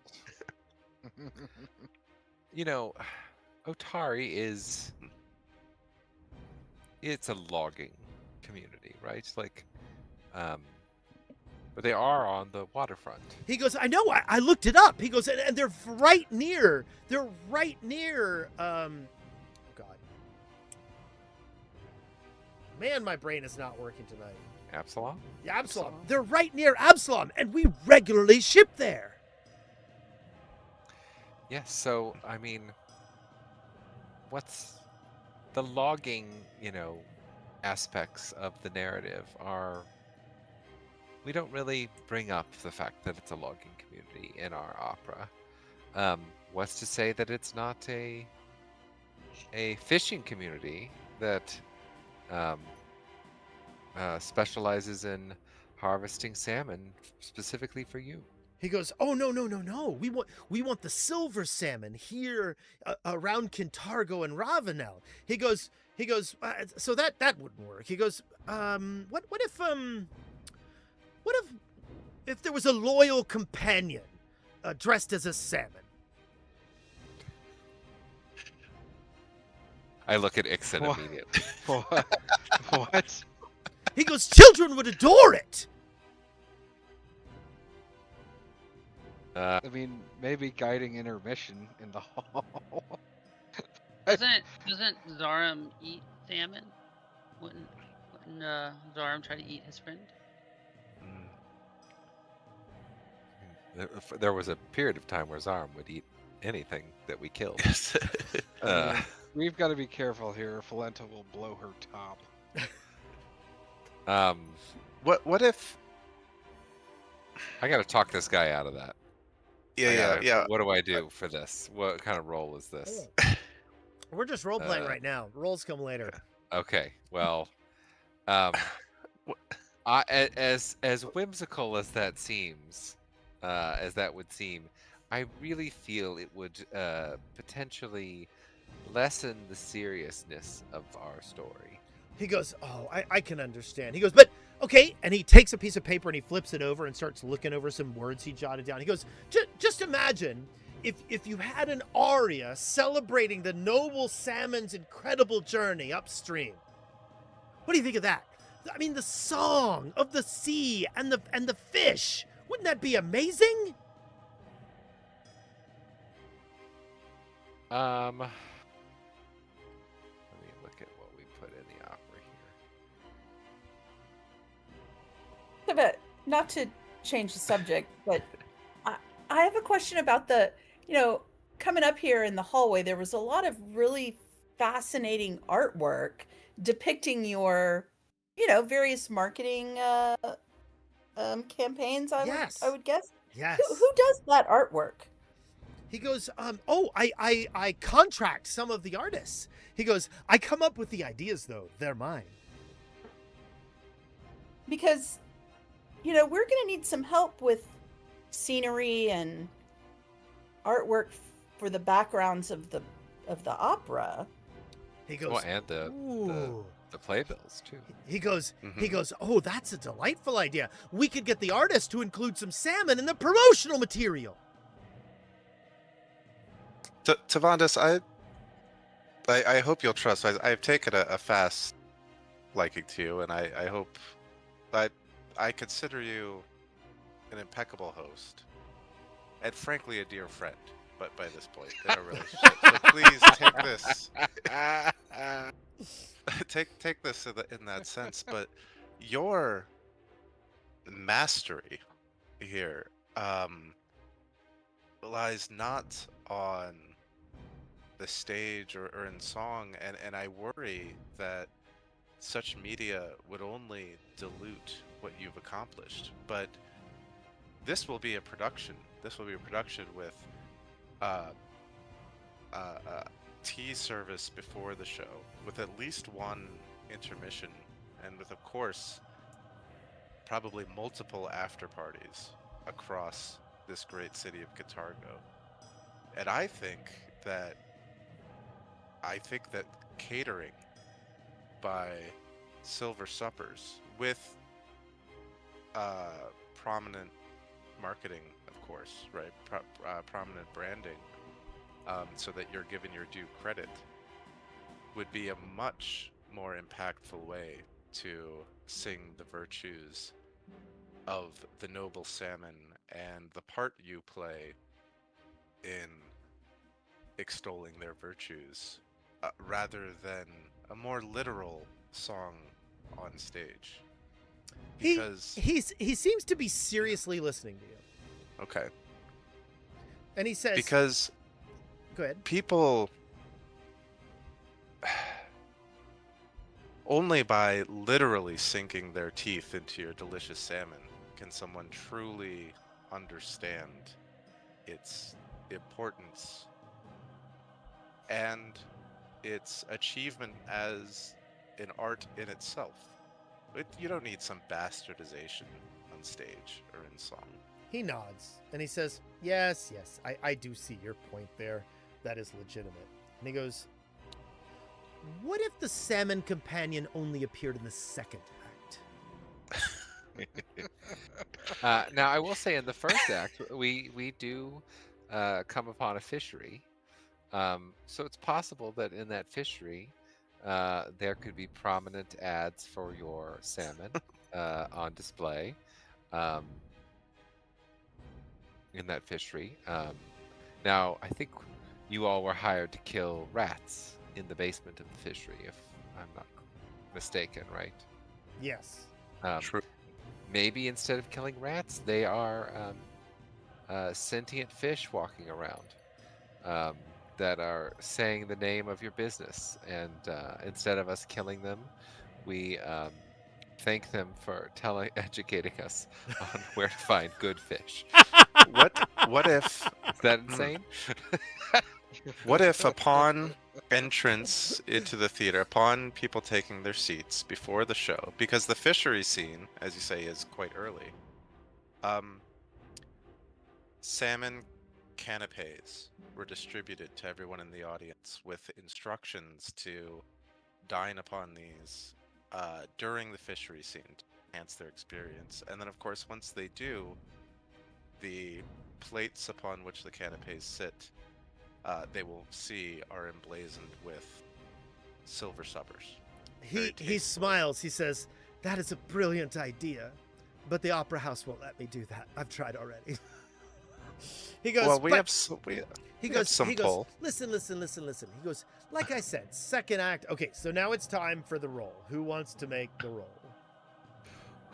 Oh, Oh boy. I mean, B. Here. Hold on. Yeah, Who's got that? yeah. Who's got I that got coin? I got that coin now, so Okay, here we go. There's this or There you go. Okay, good. this. it's diplomacy. That's good. Do you want me to make it private? Yes, please. But I have 3 hero points, so you just let me know. Okay. Okay. He says, okay. So maybe Yay. the salmon doesn't have to appear on stage as a companion, but maybe we could have the aria of the song of the salmon. I'm sure that would be all right, wouldn't it? Oh, no, the salmon. Well, they could be. I mean, they could be singing that at the fishery. You know, we could be entering the fishery, and they could be singing that as they pass the fish back and forth, as I've seen at markets. He goes, excellent. Okay. He goes, maybe they could be saying, "Our fish is delicious, but it's no silver salmon." Oh yes, I think that's an easy bit of dialogue that we could write. He goes, "I am so happy. I am so happy to sponsor your play."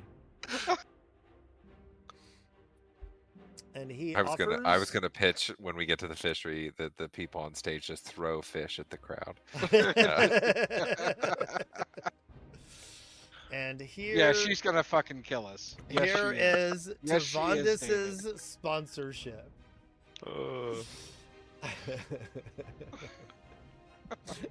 If you critically failed, he was going to propose you wear salmon costumes. Oh my God. So did I succeed? You did succeed. You did not critically succeed. Okay. Hey, we got a case of fine smoked salmon. Hell yes. Oh, nice. A ring of swimming. Ooh. I'm gonna put that right in the old inventory. That ring of swimming is a big deal. It gives you a swim Yeah. speed. Yeah, that's nice. Yeah. Who needs to swim? I mean, might need this one. Ground loops. This is Tavondis Sestrin. He owns the Silver Suppers and the Silver Salmon Company of Kintargo. Oh man, I wish I had thought of that. That's so good. Well, who has the best speed? Twink with the Wolverine portrait. Ashmog or me has the best speed.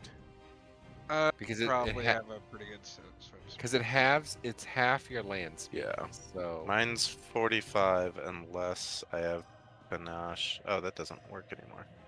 I am 45 if I am raging. Yeah, mine I think is. Let me do this. But you're the pirate. You should have the ring of swimming. This makes sense.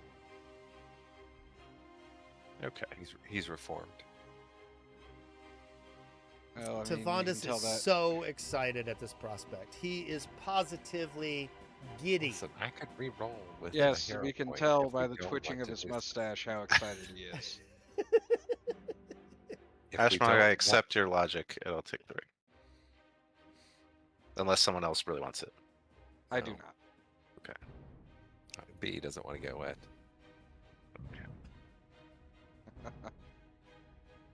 But now show up. It does. And I I just do put that. a note here. Have to include There we an go. aria about his fishery. Yeah, 55 And- speed with panache. How the fish in Otari Good. isn't as good as his. Well done. You have gotten 7 of 8 sponsors and only Ooh. given up 2 rolls, some secret words during the main aria, a song about salmon. I think that's our. The Yeah, song that's our about biggest- salmon may cause some problems. Wait, we gave up 2 rolls? Yes. You gave one to Recovial and you gave one to Eldona's daughter. Oh yeah, but she has a small role in the chorus. Yes. It's whatever. Yeah. Who is left? There is Dovlu one person Bernai. left. It is The lady down who to the runs the- southeast. Yeah, the silver thing. Yep, down here is the Bernai Silver Company. Oh, this is the person who wants the play to have appropriate morals. Oh, this might be a challenge. B, you're the perfect person to talk to this lady. Uh-huh. Perfect, I Uh-huh. say. Okay, I'm gonna drag you guys down to Bernai Silver. Good, we're close to the bridge if we have to run. It is called the Bleak Bridge. Okay, so let me pull up Dovlu's information here.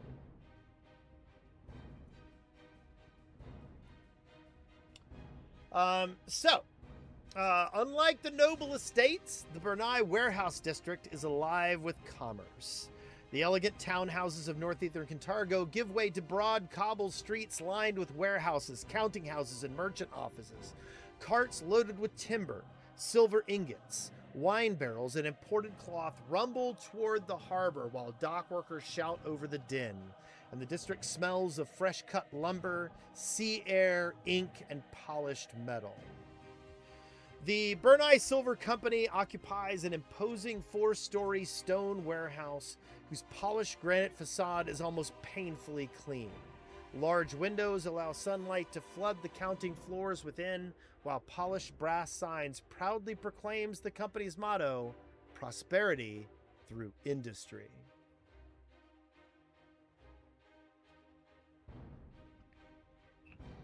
Everybody give me a perception check.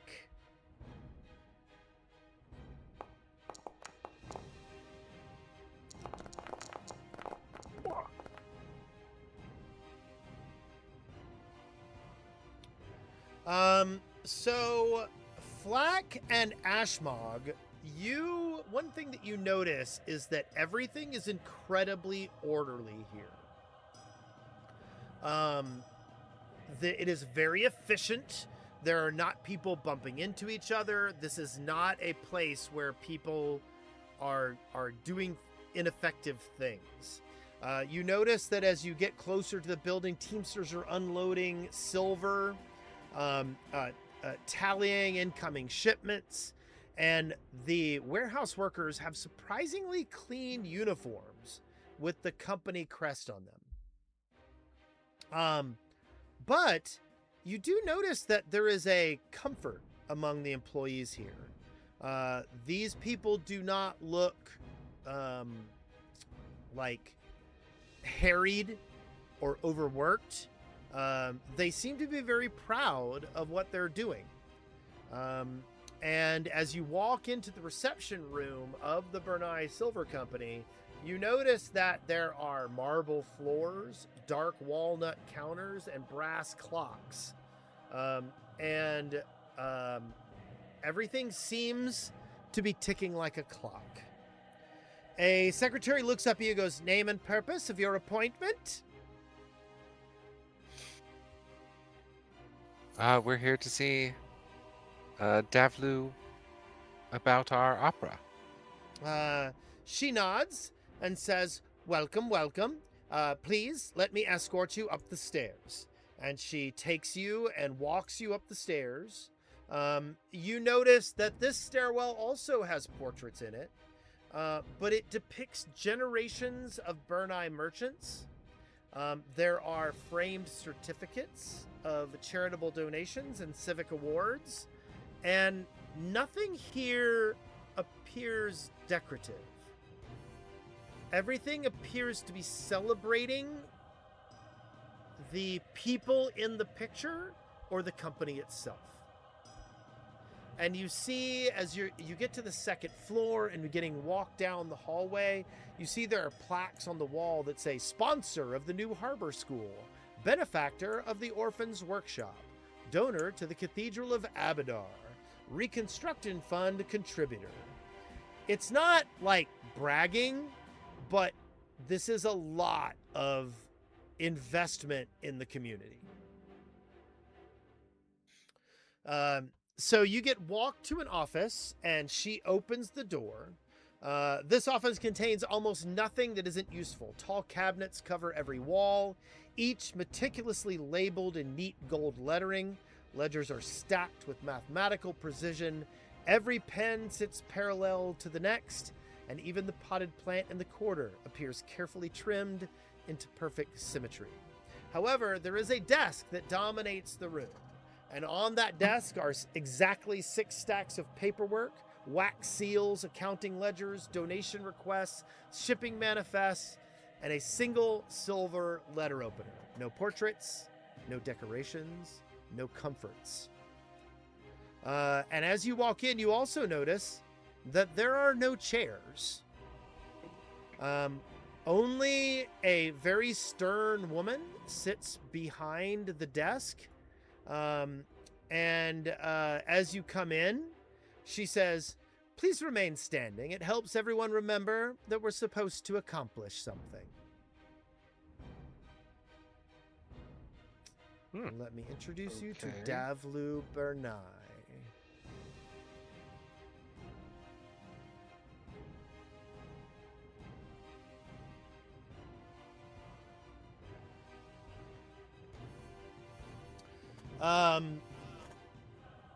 Unlike most of the other places you have visited, this room is nearly silent.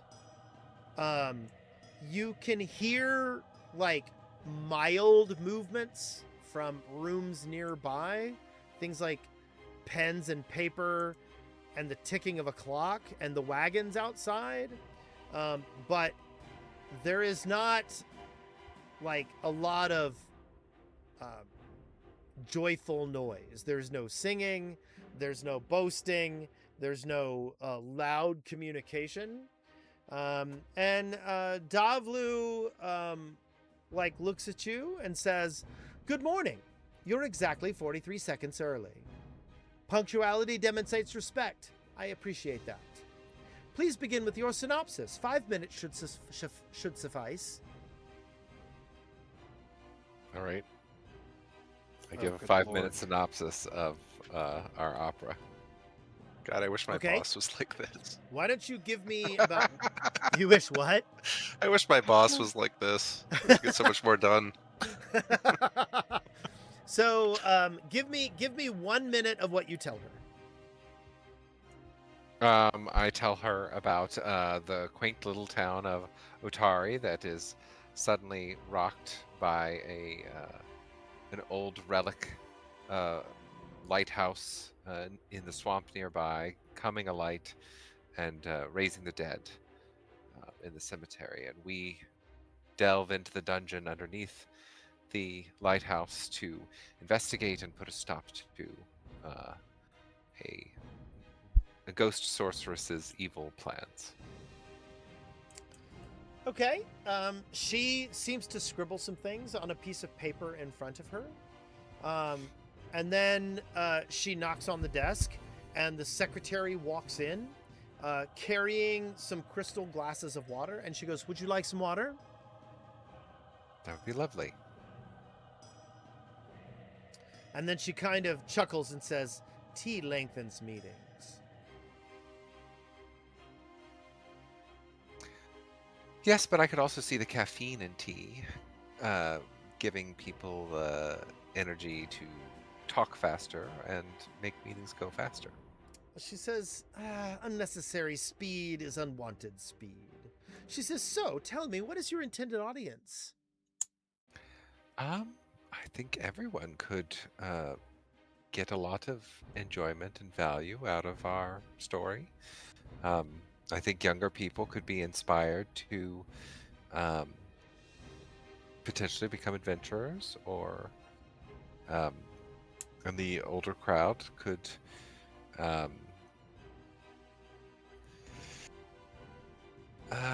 just feel the thrill and excitement of what adventuring Still being life is alive, like. I guess. Yeah. She says, you say young people. Do you think the schools will have do you think that they will have matinees for the schools to attend? I would hope so. I mean, there are children that are part of our story, and I think anytime children see themselves reflected in entertainment, it is of great value to their development. She says, "None of them were dangled off of bridges, were they?" Absolutely not. Do you think? Not by us, that's for sure. She goes, "What lesson would a young citizen leave your play with?"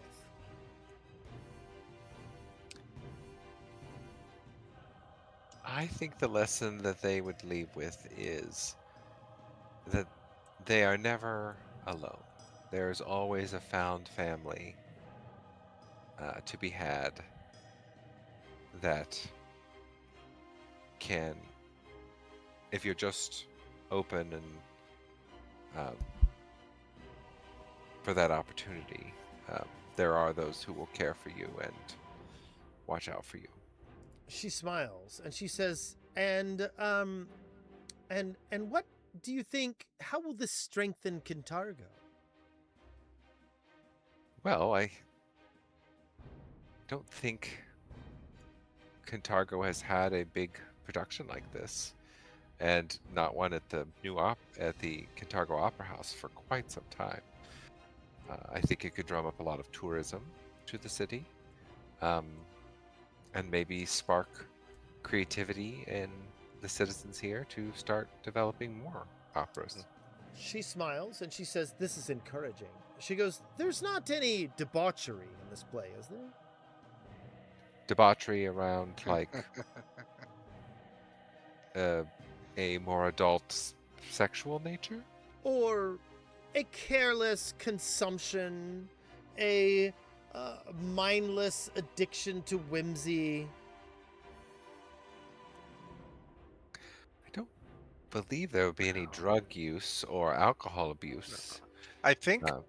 correct me if I'm wrong, but any instance of those be on the part of the clear villains in the play to communicate the message that that such things are a gateway to evil. She Right. nods. She nods. She says, "Are you? Is there a lot of violence in your opera?"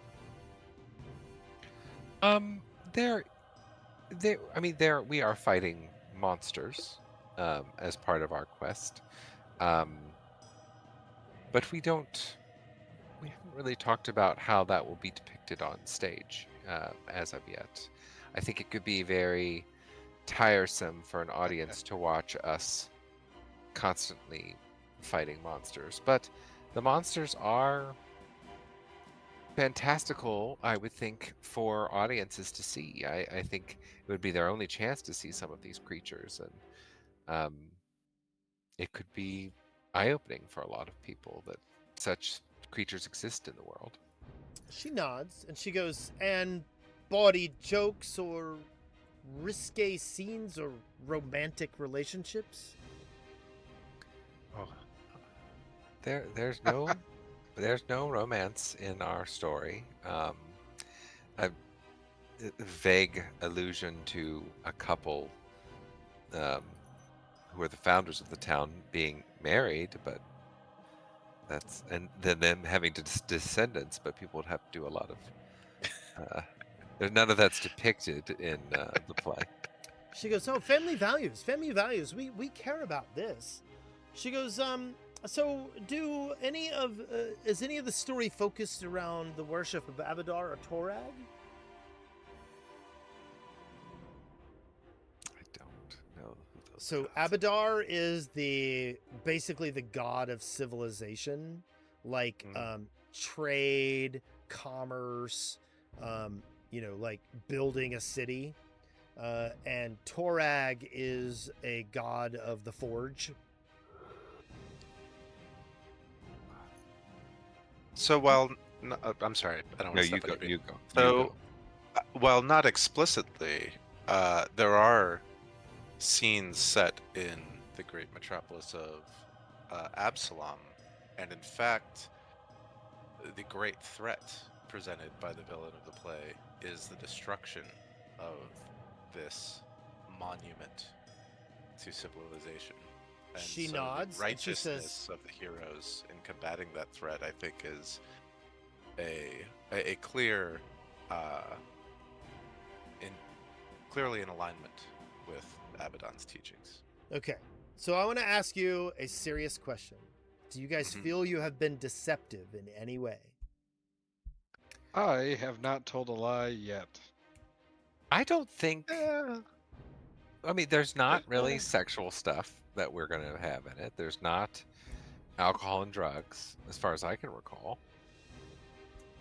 There is combat, though. I mean, I don't think we've talked about how though that would be. fighting monsters, she didn't seem to be opposed to that inherently. Yeah, it's not fighting human on human. So I don't know. I don't like, think we've been deceptive. I think we've stressed, we've emphasized like aspects that clearly appeal to her, but I don't think we've lied about anything. I mean, I had a card I was going to play if we needed to that Ashmog was not going to like.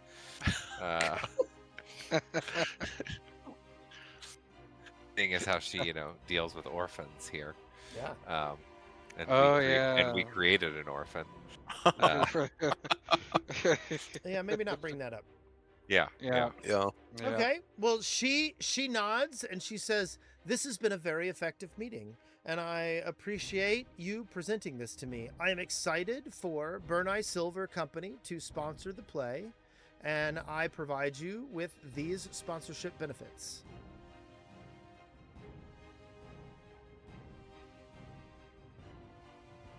Well, thank you for taking the time.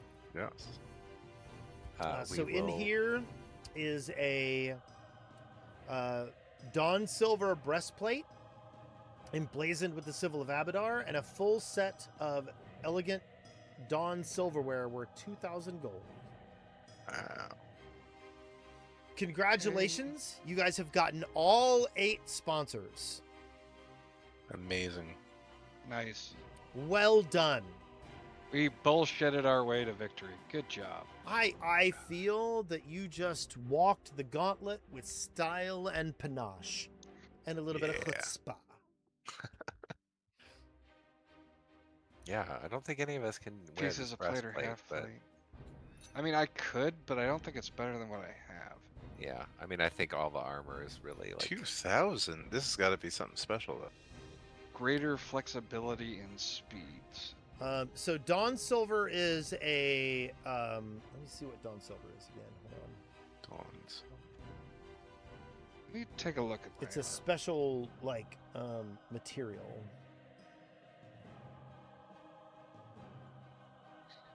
Yeah, my medium armor is just better. Like, the AC bonus is higher, the dex Oh, modifier Dawn cap Silver is mithril. higher. Oh, It is as hard Oh. as steel but lighter.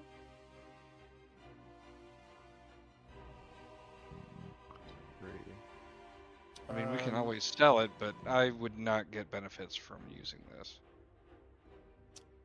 Dawn Silver weapons and armor are treated as if they were silver for the purposes of damaging creatures with weakness to silver.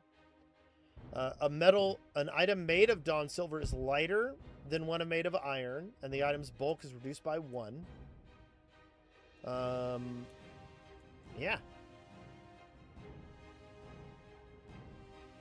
Yeah, looking at the stats and all that jazz, it's not better than what I have. Yeah. Maybe Anira, maybe somebody else that can use medium. Yeah. What? Well, Anira is. Yeah. What armor do you use, Anira? I think it's heavy.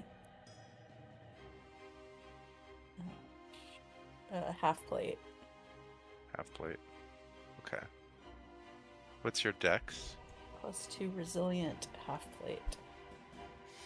+4. Did you say, Wes, that it is lighter than regular Yes. breastplate?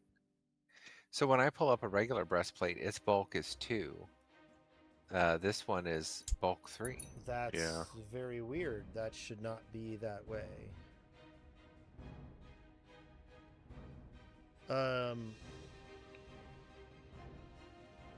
Let me see. Hold on. That's really weird.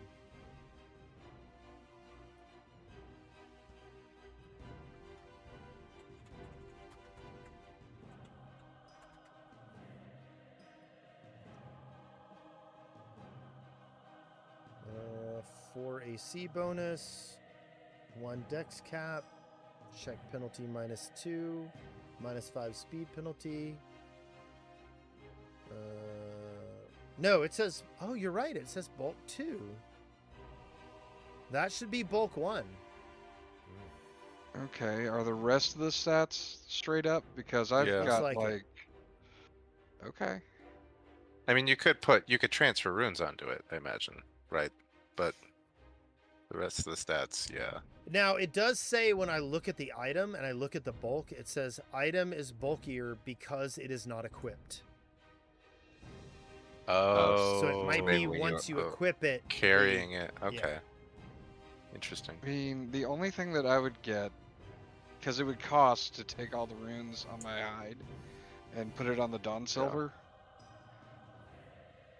The only thing I would gain in the aggregate would be basically 1 bulk. Yeah, it's more if anyone has like a +1 dex and is proficient in medium armor, then this would be good to switch to. Right. Not goes, see, they are the evil party. Every conviction is a confession. Shakes his head. Good job and good night. Yeah, I think it's something we could just sell. Okay. I can throw it in Okay. my spacious. No, I got it. I got it. All right. Okay. I got it. I can keep hauling. We're Okay. good. All right. Well, we I should got, go I got a report bag back that to makes Fal- it weigh nothing. Okay. We should go So back to no. Falenta. That's exactly where I put it. All right. But it's mostly filled with cactus jerky. Go back to If anyone wants a Falenta. piece. Oh wait, no, this. Let's go inform Falenta about the Song of the Salmon.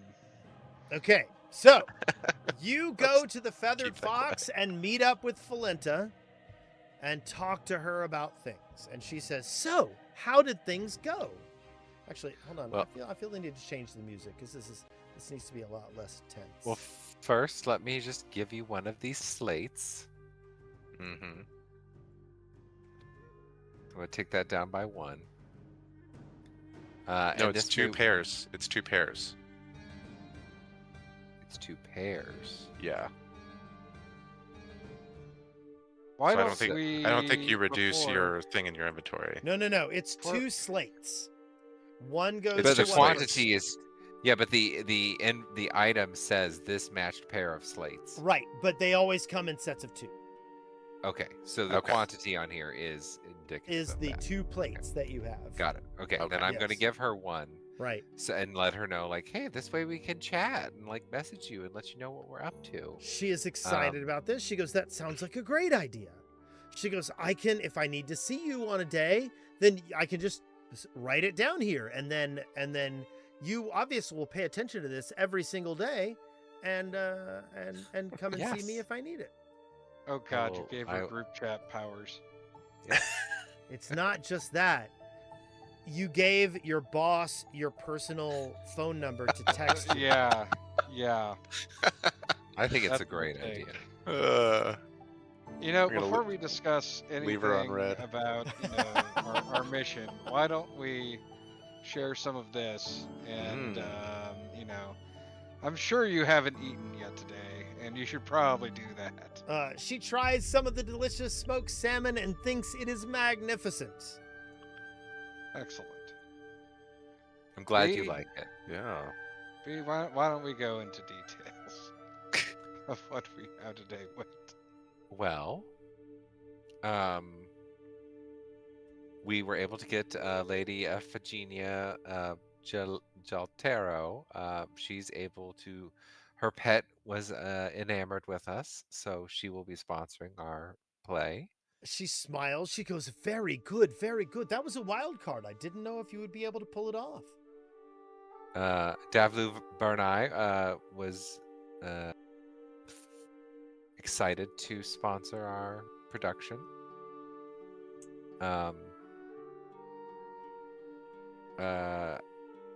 Evren Xerxes.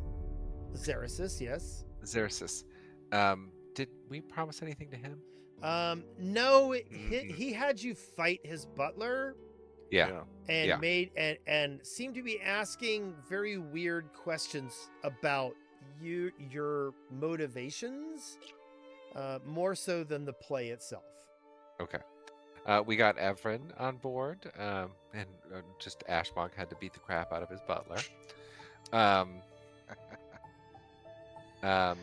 The headmistress, Lady Decor, was seemed to know a lot about us, but she was on board to back us and support us. She smiles. You don't tell her anything more about that? About the headmistress? Yeah. Did we promise her something? Yes. Yeah. We promised her some like subliminal advertising in one of the. Oh, I didn't one of write the that down. songs. Sorry. Yeah. Promised. She wants to Some add some subliminal. words to the main aria that will signify her support for the opera.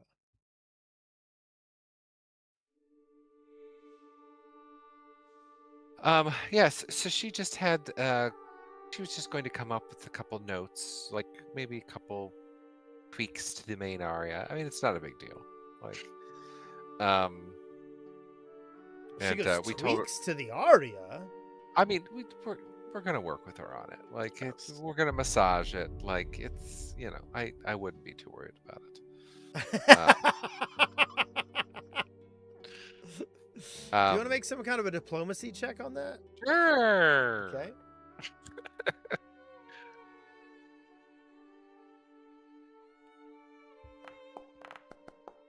Oh, nice. That is an excellent roll. You critically succeeded.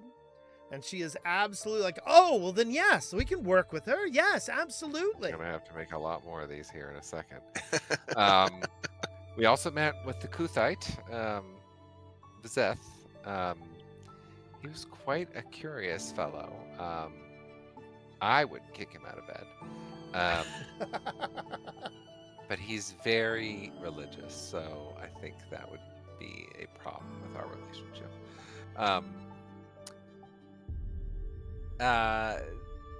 He would like to come and, is consultant the right word? I don't think consultant is the right word, but he would like to come and sit and watch, I guess, as we put together the production. Observer. Yeah, and he had some input about blind supposition about gods,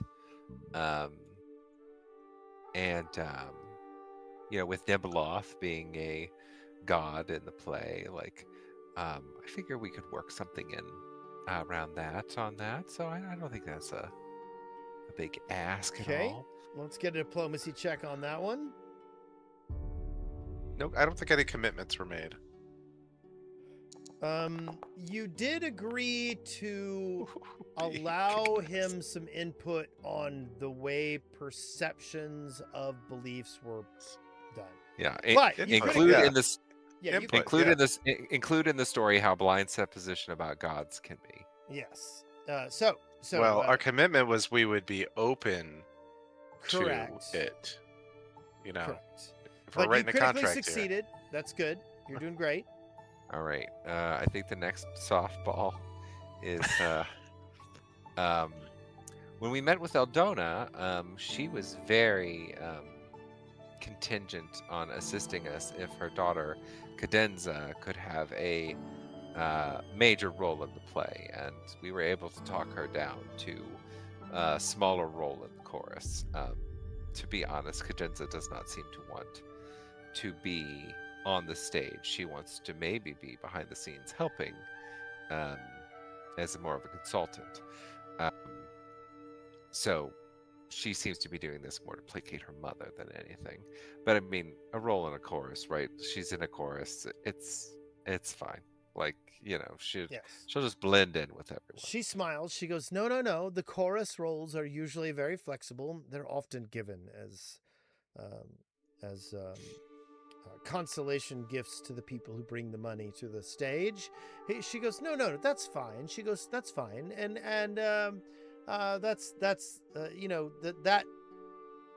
sponsorship is worth way more than one role in the chorus.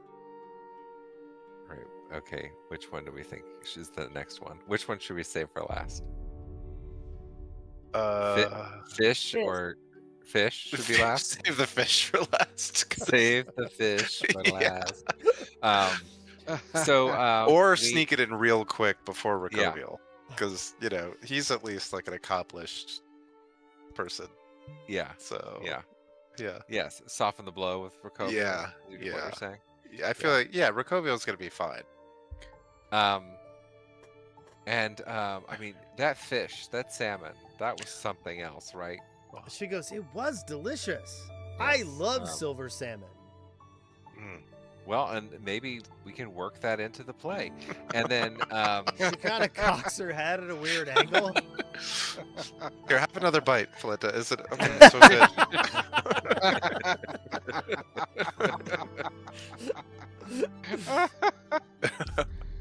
you know, yeah. So yeah, just remember how good that fish is.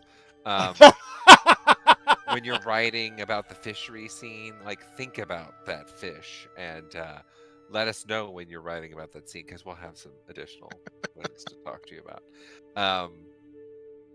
But Rokoviel, I mean, he was quite the character. He was very. He seemed very interested in the fact that Oriole had come out of retirement. They clearly are rivals potentially. She goes, that might be a bit strong, or maybe a bit one-sided. Potentially, yes. lovers? She goes, oh, no. He didn't seem to want Oriole to know of his involvement in Well, the production. wait, involvement? What did you promise him? Oh, I mean, he's going to play Eurevian, of course. She goes, we're not going to audition that part? Well, I mean, we certainly can audition that part, but I personally don't think that there's anyone who could better encapsulate the presence, the continence of that devil. Also, while it is a big part, it doesn't take up that much time. She kind of grins and she goes, I feel as if you have done these negotiations before. I know. She nods. She goes, he's an accomplished performer.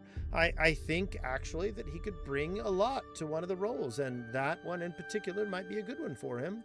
Or we can even have him apply for others. She goes, I am not shy about him working in whatever role he would like. He is very talented. I've seen him perform. Oh, well, that's good to hear. My first thought actually was of Carmen Rajani.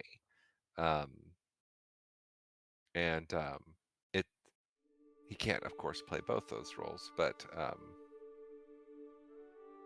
that is also another role that has more stage time. What is this screen you speak of? and I think his personality would align very well with Carmen.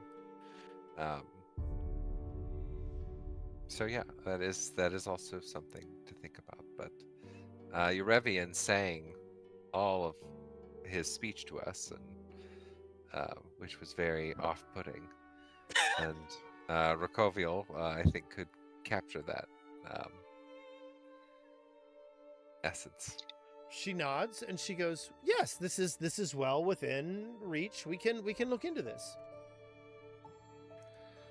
But yes, so that was our day of shaking hands, kissing babies, placating the masses.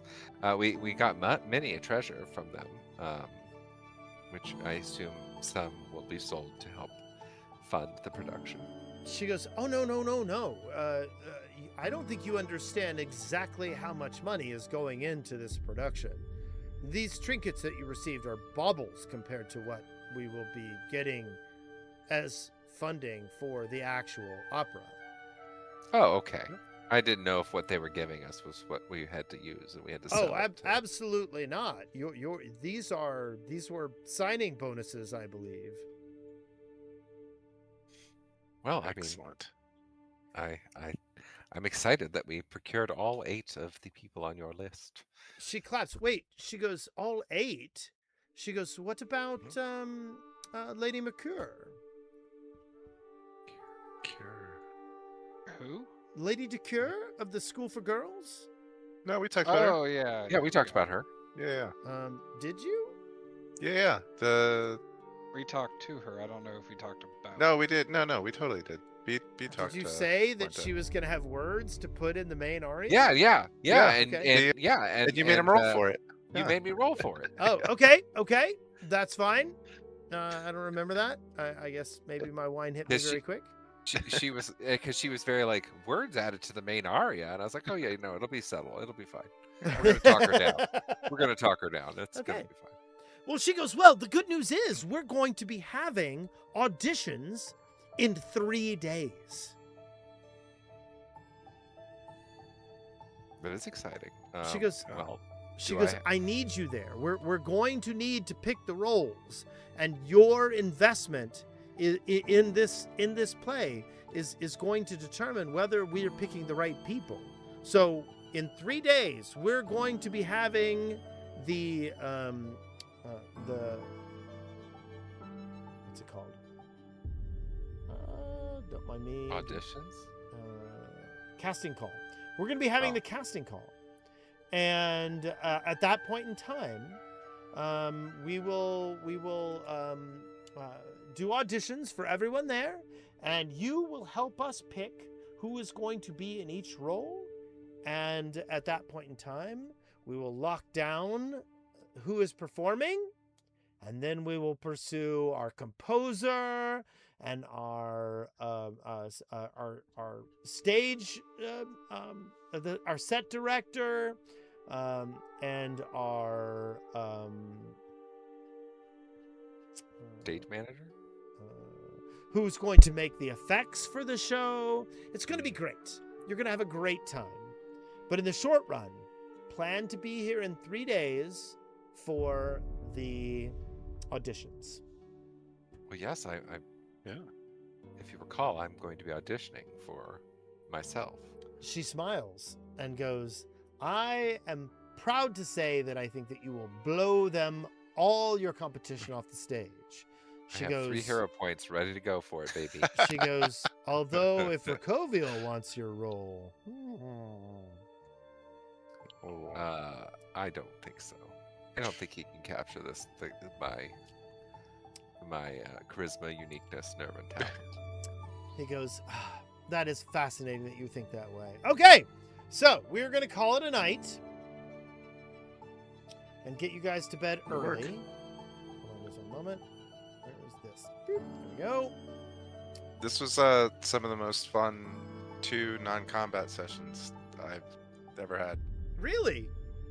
Yeah, I this was fun. I was a little worried about it because I knew it was going to be a lot of exposition, but I also knew that the people were going to be surprising you with the things that they wanted. And Yeah. so I was a little excited about how you would. I really enjoyed how you responded to the salmon guy. Like that made me really happy.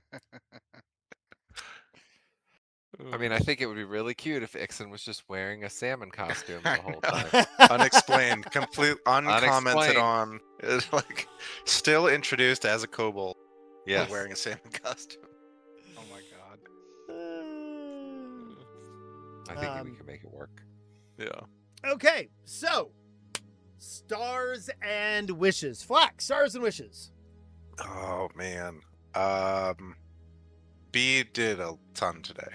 B got us a lot of money, and we only had to whore ourselves out really for a salmon aria, which in the scheme of things is not bad. I do really feel that the salmon aria and the words are the only like offensive things that you really had to conspire. I mean, the words, I feel like we kind of agreed to be subliminal messaging a little Yeah. bit. So the salmon aria, you need like a little comic relief too. Yep. So I think a salmon aria is okay. Yeah. Especially because we have a fishery at the beginning, right? Like Exactly. Yeah. it starts off a whimsical tone, like Yeah. And then gets Um, dark. Yeah. yes. So and that's- then I see shit it, I goes see it. down. Yeah. I think it works really well, actually. Yeah. Okay, So- Ashmog, stars and wishes. My star goes to B for running point on a lot of these conversations. I know a lot of us find these social interactions a little difficult, and the fact that he takes point on basically all of them is a huge relief, at least to me. Like me, I like to swing at things and occasionally do and notice funny stuff, but Yes. that much conversation is a bit much. So thank you for that. Wishes. I hope everybody can make it next week. Yep. And we can keep on rolling on. So next week, we'll talk about that in a second. Zarum, stars and wishes. Is he here? Is he here? Is he here? He's I think Muted. the- Oh, Oh, there shoot. it comes. Sorry. no Hi. worries. Jesus, I was muted for hell knows how long. Oh no. I want to give my star for to Tony as well. I mean, I'm full up on hero points, people. So But I'll give No, it don't to- do that. Don't. I'm not trying to meta game. yeah. That's fine. This is a bonus from the GM. Don't. Don't risk it. So, star to Tony, and I wish that we can all be here next time. Yes. Anira, stars and wishes. Yeah, I mean, it's got to be Tony for being the mouthpiece. Yeah, that boy's got a nice mouth. He knows how to use it. I think that's a purdy mouth, is what you mean. Yes. Purdy. DSLs. And is your Yep. wish that you have good internet on the boat? Yes. Calcifer, stars and wishes. I will give a star to Tony as well, and also a doom point to Wes for advantageous lead. I will take it. Any wishes? Right. I wish that the play goes off and does very well, and I don't decide just to cast darkness all over the stage. That's a good point. B Cup, stars and wishes. I have to give it to Flack. Flack also did considerable amount of role playing this session. Yeah. Especially when I was steering us in possibly wrong directions. So yeah. And then my wish is, yes, also for good internet on the boat, Yes. and that it doesn't piss off my husband too much. Yes. So next week, Tony and Grace will be on a ship. And Well, we are- not right away, but we'll be in a different time zone. That's Right. for sure. Well, I'm flying. I'll be on a plane next Monday, and Okay. then on a boat the next 2 Mondays, and then at my work convention the Monday after that. Damn. So So- you can't be here next week at all. I can't be here next week at all. Okay. Damn it. Okay. Yeah, my flight is I get into London Heathrow at 1:45 a.m. Eastern time Right. that Monday morning, right? Okay. So I don't know the time change. Like I don't know what time it would be there at 8 o'clock. It's about 6 hours ahead. Oh my god, so it'll be 2 in the morning? Yes. In frickin' London time, it'll still be 8 o'clock Eastern time. Are you gonna be Yeah. sleepy at 8 o'clock? Well, we're gonna sleep on the plane and we're gonna try and adjust our schedules. Yeah. So we'll see. We'll see. So things that we can ponder for next week. I will ponder a couple of adventures. Now, I thought about doing the Pray for Death, but at the same time, like I feel like I feel like, and this might sound bad, but I feel like Tony and Grace were kind of excited about doing that.